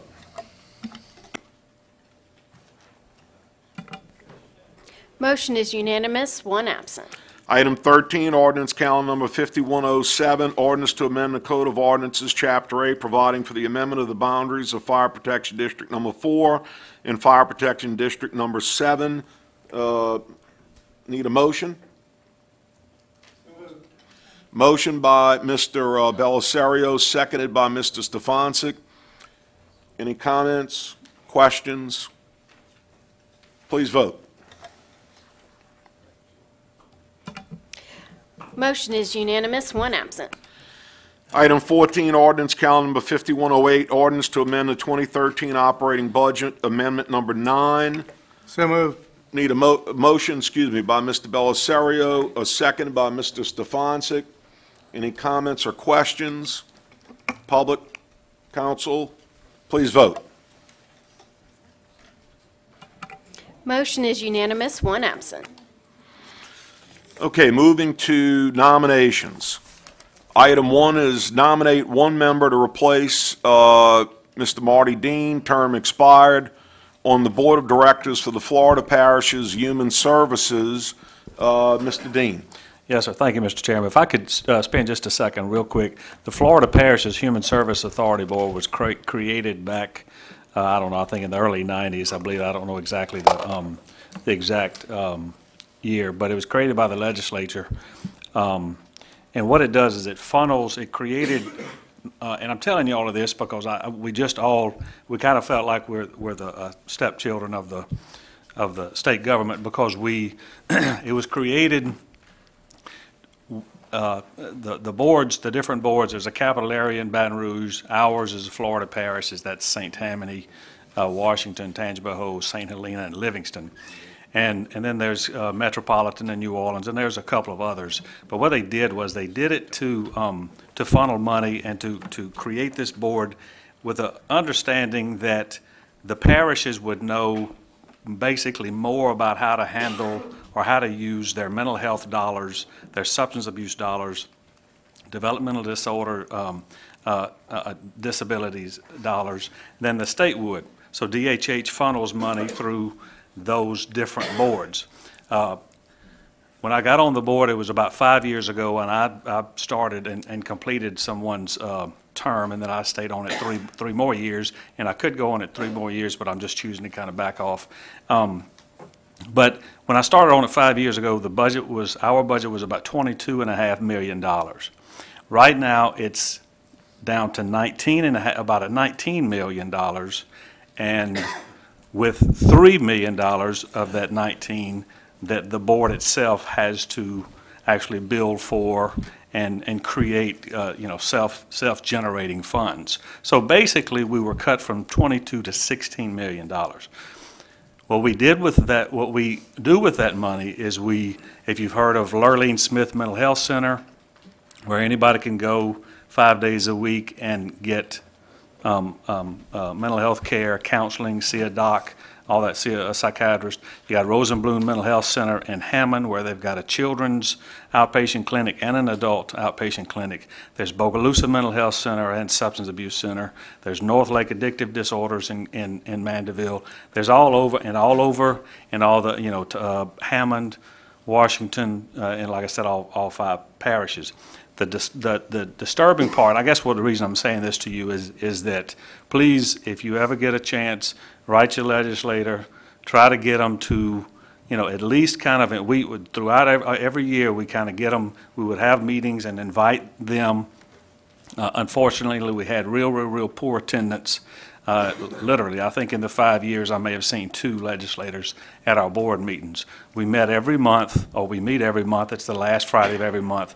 We're moving locations from the AMED office to out on Pride Drive in Hammond. So anyway, I wanted to kind of, like I said, but I think so many people, when they think Florida parishes, well, we're a jail or we're, juvenile detention center or something. We're not. We're a Human Service Authority Board with about a $20 million budget, and we do a lot of real good work. We also had the addictive disorders, or do have the addictive disorders inpatient clinic out there where the Southeast Hospital was. So anyway, just wanted to give a plug for that. Having said that, I'm backing off of it, and I would like to nominate Mr. David Cressy. He's expressed interest in it, and I don't know if he's here. Okay. Mr. Cressy? He's back there. All right. Thank you. Okay, so we have a motion by Mr. Dean and a second by Mr. Gould to nominate Mr. David Cressy. Madam President? Yeah, if you're taking comments now before you vote, I would like... Well, I wanted to ask first, are there any other nominations? Excuse me? No, he's expired. Not the coroner way. He's not the coroner expired, it's the other expired. Okay. Any other nominations from the council? Okay. Madam President. I just want to publicly thank Councilman Dean. He has done a fantastic job with dwindling resources. As everyone reads our papers, and we still have a major behavioral health problem in this parish and the other parishes, and they do a phenomenal work and with just very little help, and I appreciate what he's done, and I certainly appreciate David Cressy stepping up, taking his place. It's hard work, and it's just not the most fun job in the world. Thank you, Marty, for doing it for all those years.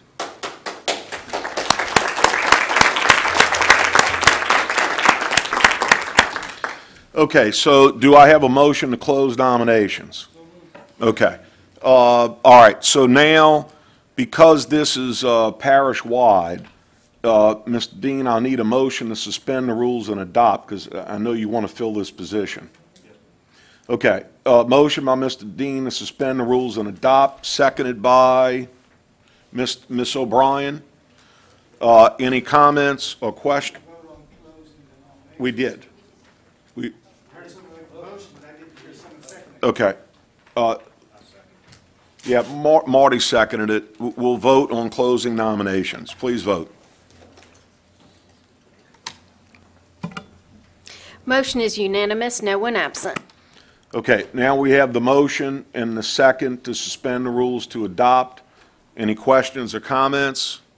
Public, council, please vote.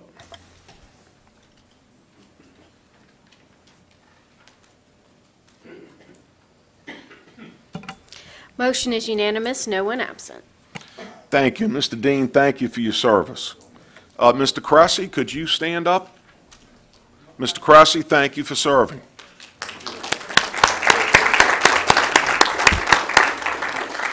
Okay, under appointments, resolution, item 1 is resolution to appoint Don Nix to replace Mark Ayler, resigned, to the Board of Commissioners for St. Tammany Parish Subdrainage District Number 1 of Gravity Drainage District 3.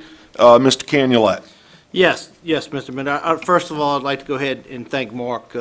That board does some really good work, and they don't get a lot of publicity, and they continue to work. We got a couple projects with the administration going on right now, and we appreciate all y'all's help.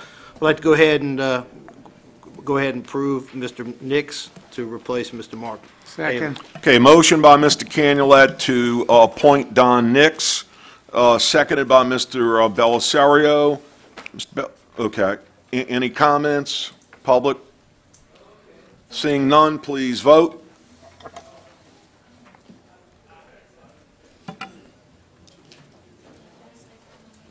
Mr. Smith?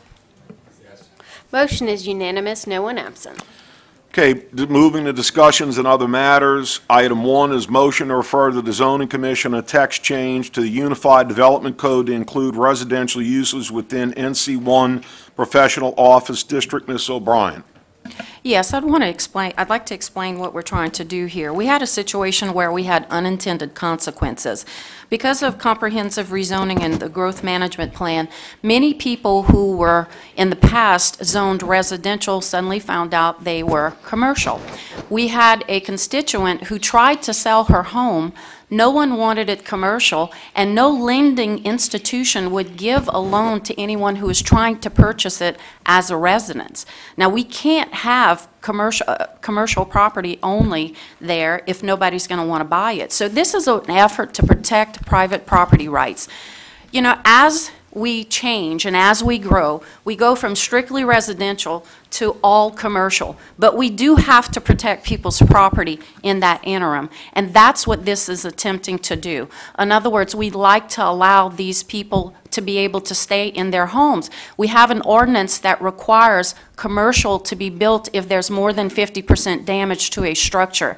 Envision a 70-year-old couple living in their home 30 years. They have a house fire, and because they happen to be in NC1, they'd be forced to build commercial. We don't want to do that to our residents. So again, this is an effort to protect private property rights. Thank you, Ms. O'Brien. Okay, so we have a motion by Ms. O'Brien, seconded by Mr. Smith. Okay, any comments, questions, council, public? Please vote.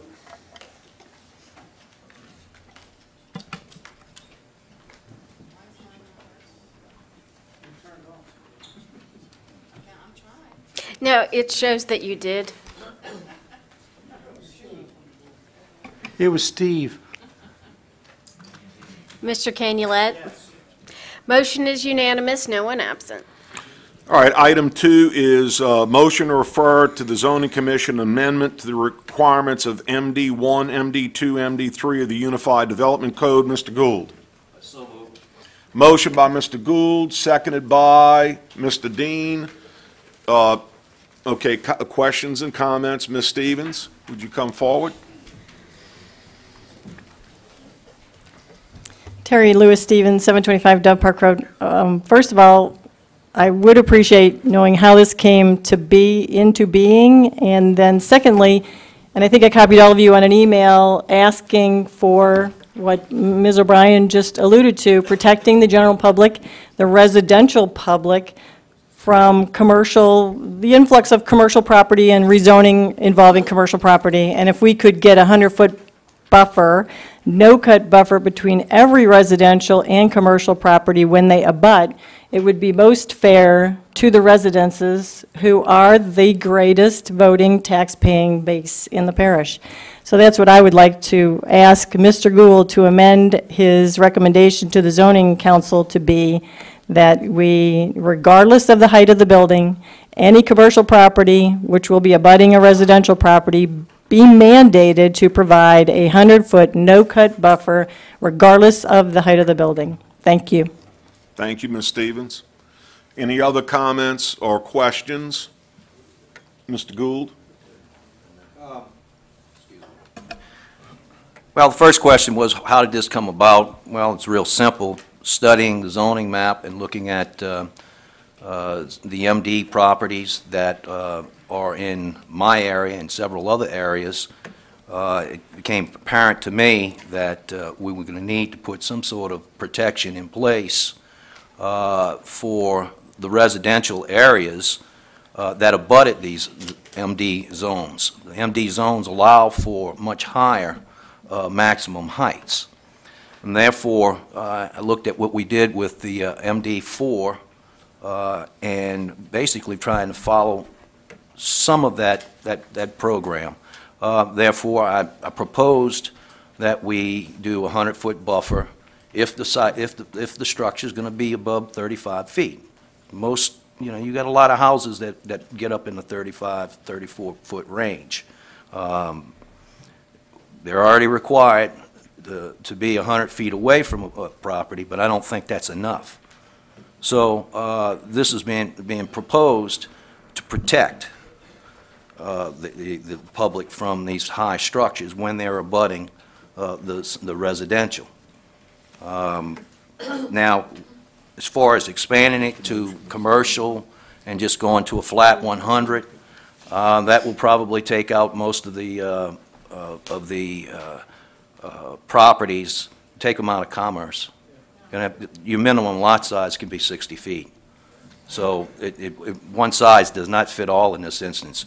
I'm trying to protect on the high side and the low side. Now, there may be some properties that are smaller and can't provide the 100 feet. Well, they just won't be able to build to that height. It's as simple as that. But they won't be taken out of commerce. Now, if you do it just a blanket 100 feet for everything, you will take people's property out of commerce. I thought about the commercial end of the thing, and that's something to think about. So I'm going to move that we send this to the zoning commission, let them go through it, let the staff work on it, and see where it comes out. All right. Yes, sir. Bob McDaniel, 500 Dove Park. This MD1 abuts my property. 35-foot height restriction is a 3-story building with a flat roof. They still build flat roofs. And that is 3 stories, 15 feet from the side of my property. That would be horrible. I've heard comments that Mr. Gould has made to other people that I shouldn't have clear-cutted my property. When I bought my property for $250,000 for 3 acres, it was already clear-cutted. I built too close to my property line. I'm 80 feet from my property line, my house. but a three-story building 15 feet from my property will overlook my backyard, will take out all of my privacy, complete in my backyard. And there have been some concerns. I tried to sell my house to get away from this development, and I can't sell it because everybody knows that there are no restrictions next door to me and they can do what they want. So nobody knows what's coming. So that's why we're asking for a height restriction lower than 35 feet. I don't want a three-story building overlooking my backyard, and I don't think anybody else does either.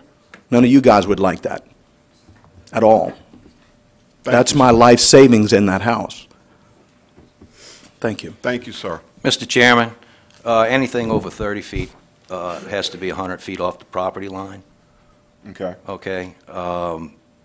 So if it goes above 30 feet, 100 feet off the property line, I used the figure 35 feet.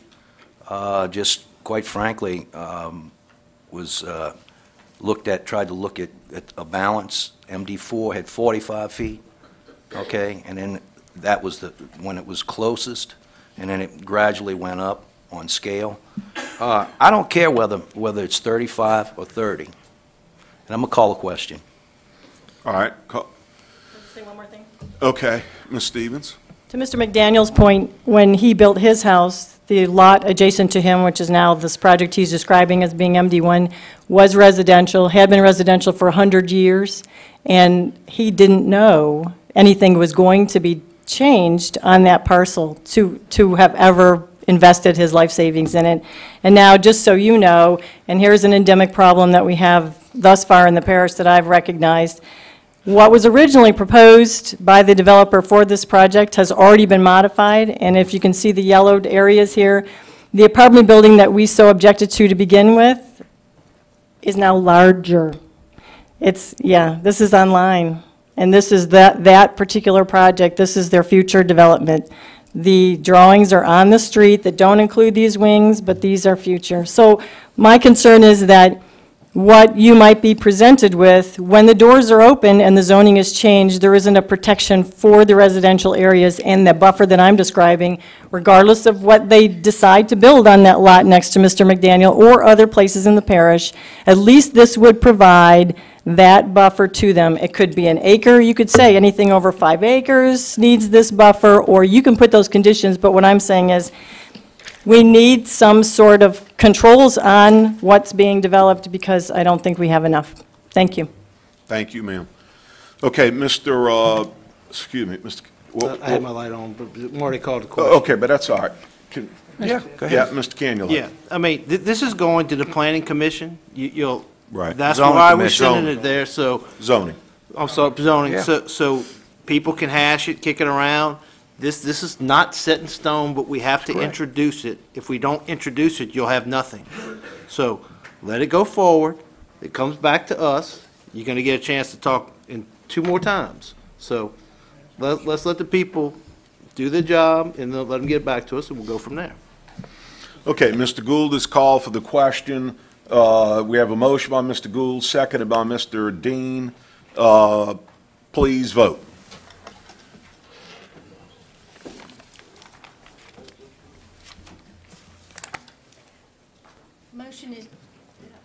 Motion is unanimous, no one absent.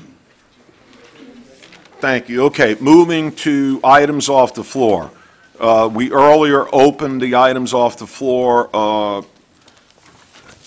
and heard number 1.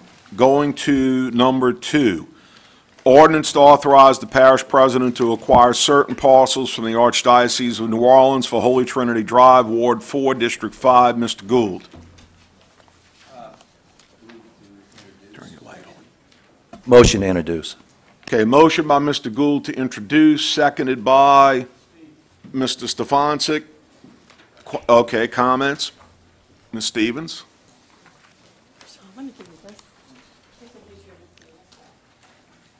Mr. Chairman, Yes, sir. before we begin any comments, I'd let the last one go through, but none of the discussion that was held on the previous motion was relevant to the motion to refer. Just want you to be aware of that. And so what we're looking at here is a motion to introduce, and it's really the introduction of the ordinance, not anything else. So I suggest that we can tell people to keep their comments to the motion that's going to be provided. So there needs to be a motion put on the floor first, but. Yeah, we have a motion, and according to state law, we do have to hear from the public, so Ms. Stevens. Thank you, and I have to thank you, Mr. Bender, for doing an excellent job tonight of asking for public input almost every single time. I'm so thrilled. Thank you. Well, I really do appreciate that. I got to tell you. I hope it's not just because I'm here. I feel like my name is public because you glance over and say public. Yeah, let me tell you. It's not only Christmas, but I'm so glad. But let me just tell you, I do look at the audience. I know, you just have to ask because they're not accustomed to that. No, let me just tell you. I look at the audience. I scan the Are we going to audience. make comments relative to the motion? Excuse me 1 second, sir. It's Christmas. He's trying, let him try. But what I realized is if the TV camera's not looking at me, they're not seeing me do this. So I started going, questions, comments. No, it's great. It is great. Thank you, It Ms. is- Stevens. I'm so proud of you. Thank you. Thank you, ma'am. Regarding the ordinance, earlier this evening, twice I think already, it's been mentioned that things were not put on the agenda in advance of the meeting, and this particular item was not, because I looked and I pulled everything off. It was added after the fact. It might even have only been today. So I'm very concerned that A, it just got put on the agenda, it wasn't on there the requisite amount of time for people to review it. B, I'd like to know why the parish would consider incorporation into the public parish maintenance system of this roadway, which has not yet been completed. I'd also like to know what the proposed assessed value is that the parish is willing to pay, and whether or not that is consistent with residential property, as was this particular tract of land. And lastly, why this is being considered on tonight's agenda as a health, safety, and welfare issue, when in fact this public road was not necessary per the traffic study and per FOIA requested information from the traffic engineer, because the public street next to it, Westwood, accommodated the local traffic. It is a public road. This road was created solely for this development. Mr. Chairman, I'm going to ask again, I'm sorry, but I have these questions. This is not relevant to the motion to introduce. I think it's relevant to what you're proposing to do, which is allow the parish president to purchase this property. This has to go through another vote and a hearing and everything else for this council. And that's when all that should be discussed. I don't mind, but we've given them pretty good latitude. Yeah. Mr. Stefanczyk, I think that I try to err on the side of letting people who have showed up for the meeting have a voice, okay? You've been very stringent tonight on this, and I understand that's your point of view, okay? Ms. Stevens, do you have any other item or issue that you would like to discuss? Because this is introduction only. I know, but on the previous occasions regarding this particular project, it's been introduced this way, so the public loses immediately their first chance to object or bring up concerns, bring up questions. If you bring it up the last minute, nobody knew about this before they either showed up or looked at the agenda today. They didn't know about it before, and I just don't think that's fair. If we're supposed to get 3 passes at it, today's pass is effectively gone if I had not shown up to say anything about it because it was off the floor. I mean, it was almost verbal. Okay, thank you, ma'am. So I'm very concerned about that issue it happens over and over, and this happened with this project before. I understand. Thank you. Ms. Brister, anyone from your staff? Can answer. This is one of the obligations that the parish set out a little bit about a year ago for this project, according to our cooperative endeavor agreement. Now, this is the first major acquisition that the parish will take. It is a road right-of-way, and it will be purchased for fair market value, which is what state law requires the parish to take. This is the ordinance that authorizes us to acquire it. And then put it into our maintenance system after it's been inspected by our Department of Engineering to make sure that it meets all of our standards. That is correct. It is not completed. Once it is completed, we will get notice, we will inspect it, and then we will set it for a closing where we will go through our due diligence period. Okay, And if that should take more than a month, then it could be tabled for 2 more months if that's not done at that point in time. Right. So, Thank you. We have Mr. Gould, you want to comment? Terry, one other thing is that the first time we approved this, the construction of the road and made the commitment to take part in the purchase of the right-of-way was in May of 2011 with 300 people in this room. The second time we made that commitment was for the Parish Council. The first one was the Zoning Commission, was for the Parish Council, and that was July of 2011. There were 300 people in this room. It was unanimously approved and not opposed. So, for the record, it's been out there. All right, so we have the motion by Call Mr. Gould, seconded by Mr. Stefanczyk. Yeah, I understand. Item 3 is ordinance amending the 2013 operating budget, amendment number 10. Ms. Pat. I just made a note. I know what it's about. Did you want to? thing. I Okay. mean, unless you have a question, we can answer it. No, it's introduction only. I just made a note to see if you wanted to make a comment. No. Motion by Mr. Stefanczyk, seconded by Mr. Tanner. Any comments, questions? Please vote. Excuse me, introduction only. Item 4, resolution to declare a vacancy in the office of Parish Constable for Ward 4 and to call a special election. Mr. Gould. Yeah, with the saddened heart, Michael Hand passed away Thanksgiving Day. He was constable in Ward 4, and we have, I believe, 10 days to replace him once we've got notice, and we would put on notice Thanksgiving Day. Mike, you want to go through the requirements that we have to follow regarding this? Certainly.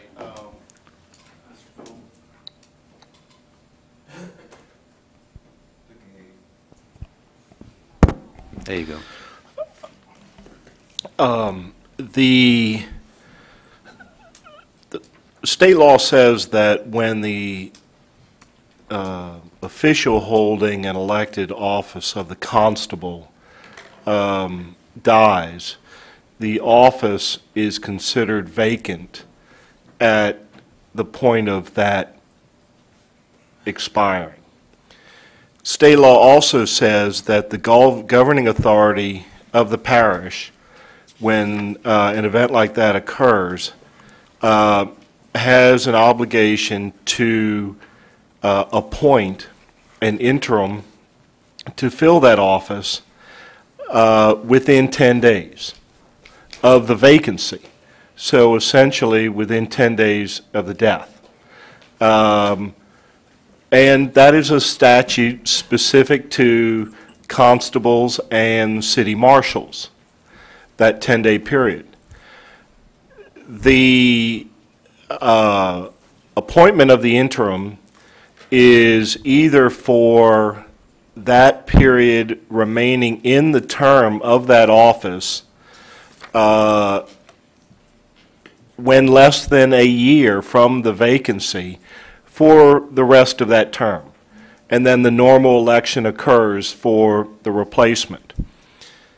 That interim appointment, when the remaining term after the vacancy is more than a year, is only for that amount of time necessary for a special election to be held to replace the person that formerly held that position. In this particular case, Mr. Hand passed away with more than a year left to his term, which expires July 31st, 2014. So it is necessary for this council to appoint an interim to serve in that office, and to also declare the office vacant and call a special election to be held at the first available date pursuant to state law guidelines on when the type of election date is supposed to be called. So in this particular case, what the council should consider doing tonight is adopting a resolution declaring the office of the constable left vacant by the departure of Mr. Hand vacant, and calling a special election, which in this case, it would be appropriate, according to state law, for that call to be for a primary election on April 5th of 2014, and a general election to follow on the May 3rd date, I believe, if necessary, and with a qualifying period for 3 days specified in state law during the middle of February. It should also be noted that there is a specific time period that is required to occur from the declaring of the vacancy of office and the calling of a special election and the date that the election can be held. So that is why it is important for the council to call the election tonight so that it can be held at the April meeting. Right. Never mind the fact that you, under state law, also have 10 days to appoint the interim. Right. So I hope that provides you the information. I wanted you to get that out there to explain to the public what the requirements are and the parameters that we have to operate under. With that being said, I'd like to move that we call a special election for the April date with a follow-up date, I believe you said in May, if there's a runoff, for the office of constable for Ward 4. Motion by Mr. Gould, seconded by Mr. Belisario. Mr. Chairman, Yes, sir. just so I understand, he is putting a motion on the floor to adopt the resolution, because if he didn't, we're not vacating the office. Right. Yeah. Thank you. This is a resolution declaring a vacancy and then calling for a special election. That's correct. And by the way, I might add, I mean, this is certainly so sad, but by this timing also allows that the vote will be at the same time as all of the city of Slidell, the coroner election, and also now the constable in that area, okay? They'll all be on that same April vote, and qualifying is, as Mike said, February 12th through the 14th. Any questions or comments? Please vote.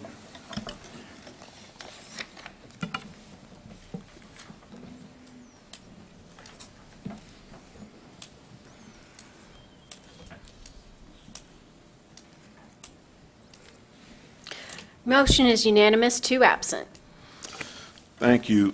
Item 5 is resolution to appoint an interim parish constable for Ward 4.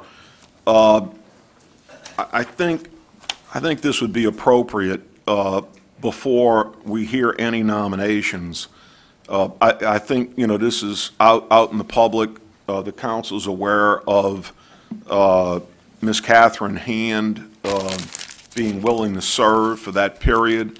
But she wrote a letter addressed to me as chairman of the council. Dear Chairman Bender, in honor of my deceased husband, Michael Hand, I respectfully request that I be appointed to serve as interim constable for Ward 4 of St. Tammany Parish until an election is held.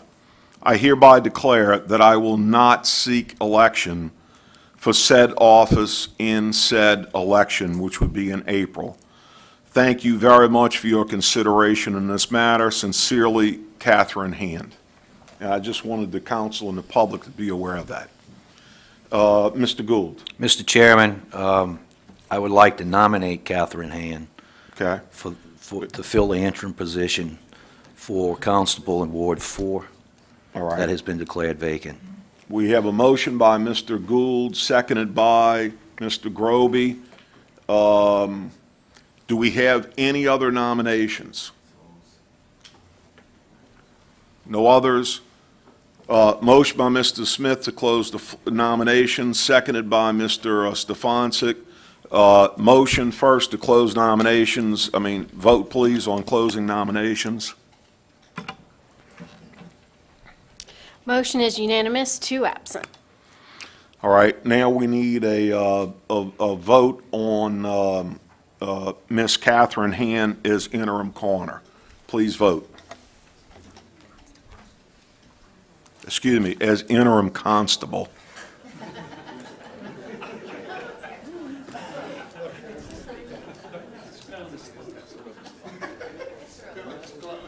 Yeah. Yeah.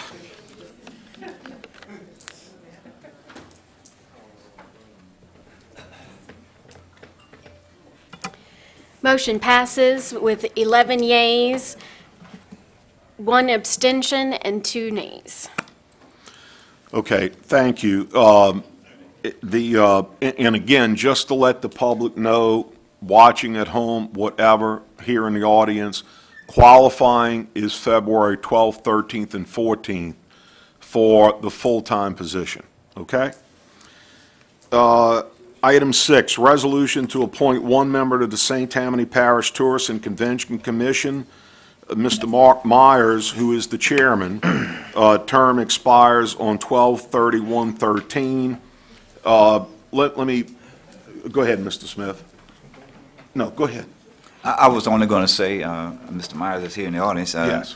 Mr. Chairman, and to the audience, that I've served on the Tourist Commission with Mr. Myers for the last year, thankful to the appointment of this body, and have had an opportunity to observe his carrying out of his duties on that particular board very diligently as the chairman for the last year, and I think the vice chairman prior to that, if I'm not mistaken.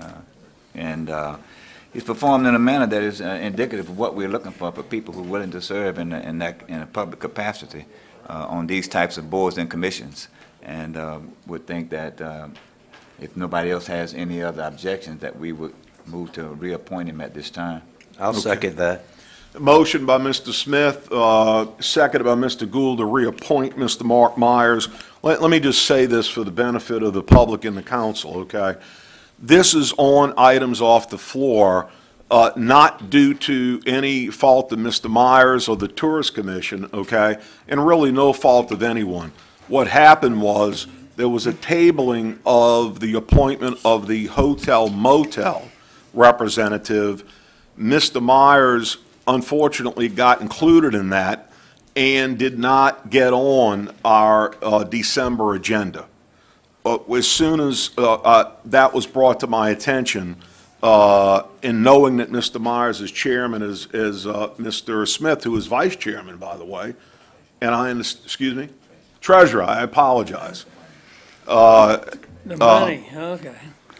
Is that a promotion, TJ? I don't know. But,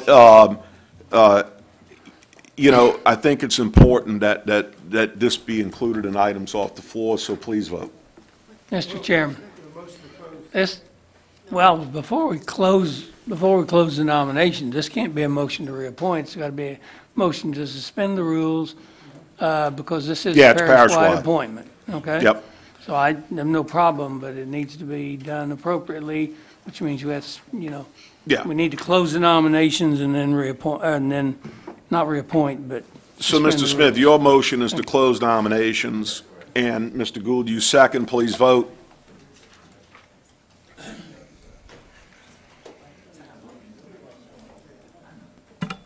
Motion is unanimous, 2 absent. Mr. Smith. Mr. Smith, do you want to make the motion to suspend the rules and adopt? Okay. By Mr. Smith, seconded by Mr. Gould. Any questions? Please vote. Well, excuse me, I apologize. Didn't see y'all. Just a general question about suspending rules. I don't fully understand it. I know you did that earlier on an item that I asked about. So I'm curious, the suspending of the rules, that has to do with suspending not of the home rule charter, but just the rules, other rules, right? In the case of a parish-wide, which the Tourist Commission is, okay, it would lay over for a month, all right? In the case of individual district, like rec districts, fire districts, where it's not parish-wide, it does not have to lay over for a month. This would normally have laid over, this would have normally been on as a resolution, okay, in our December agenda, but for the reasons that I mentioned, we had to put it on item off the floor. Okay, but for when you suspend rules, that would never suspend the home rule charter, am I correct? Oh, absolutely not. Okay, just quite checking. No, thank you, sir. The suspension of the rules is our rules as a council and how we operate. Please vote.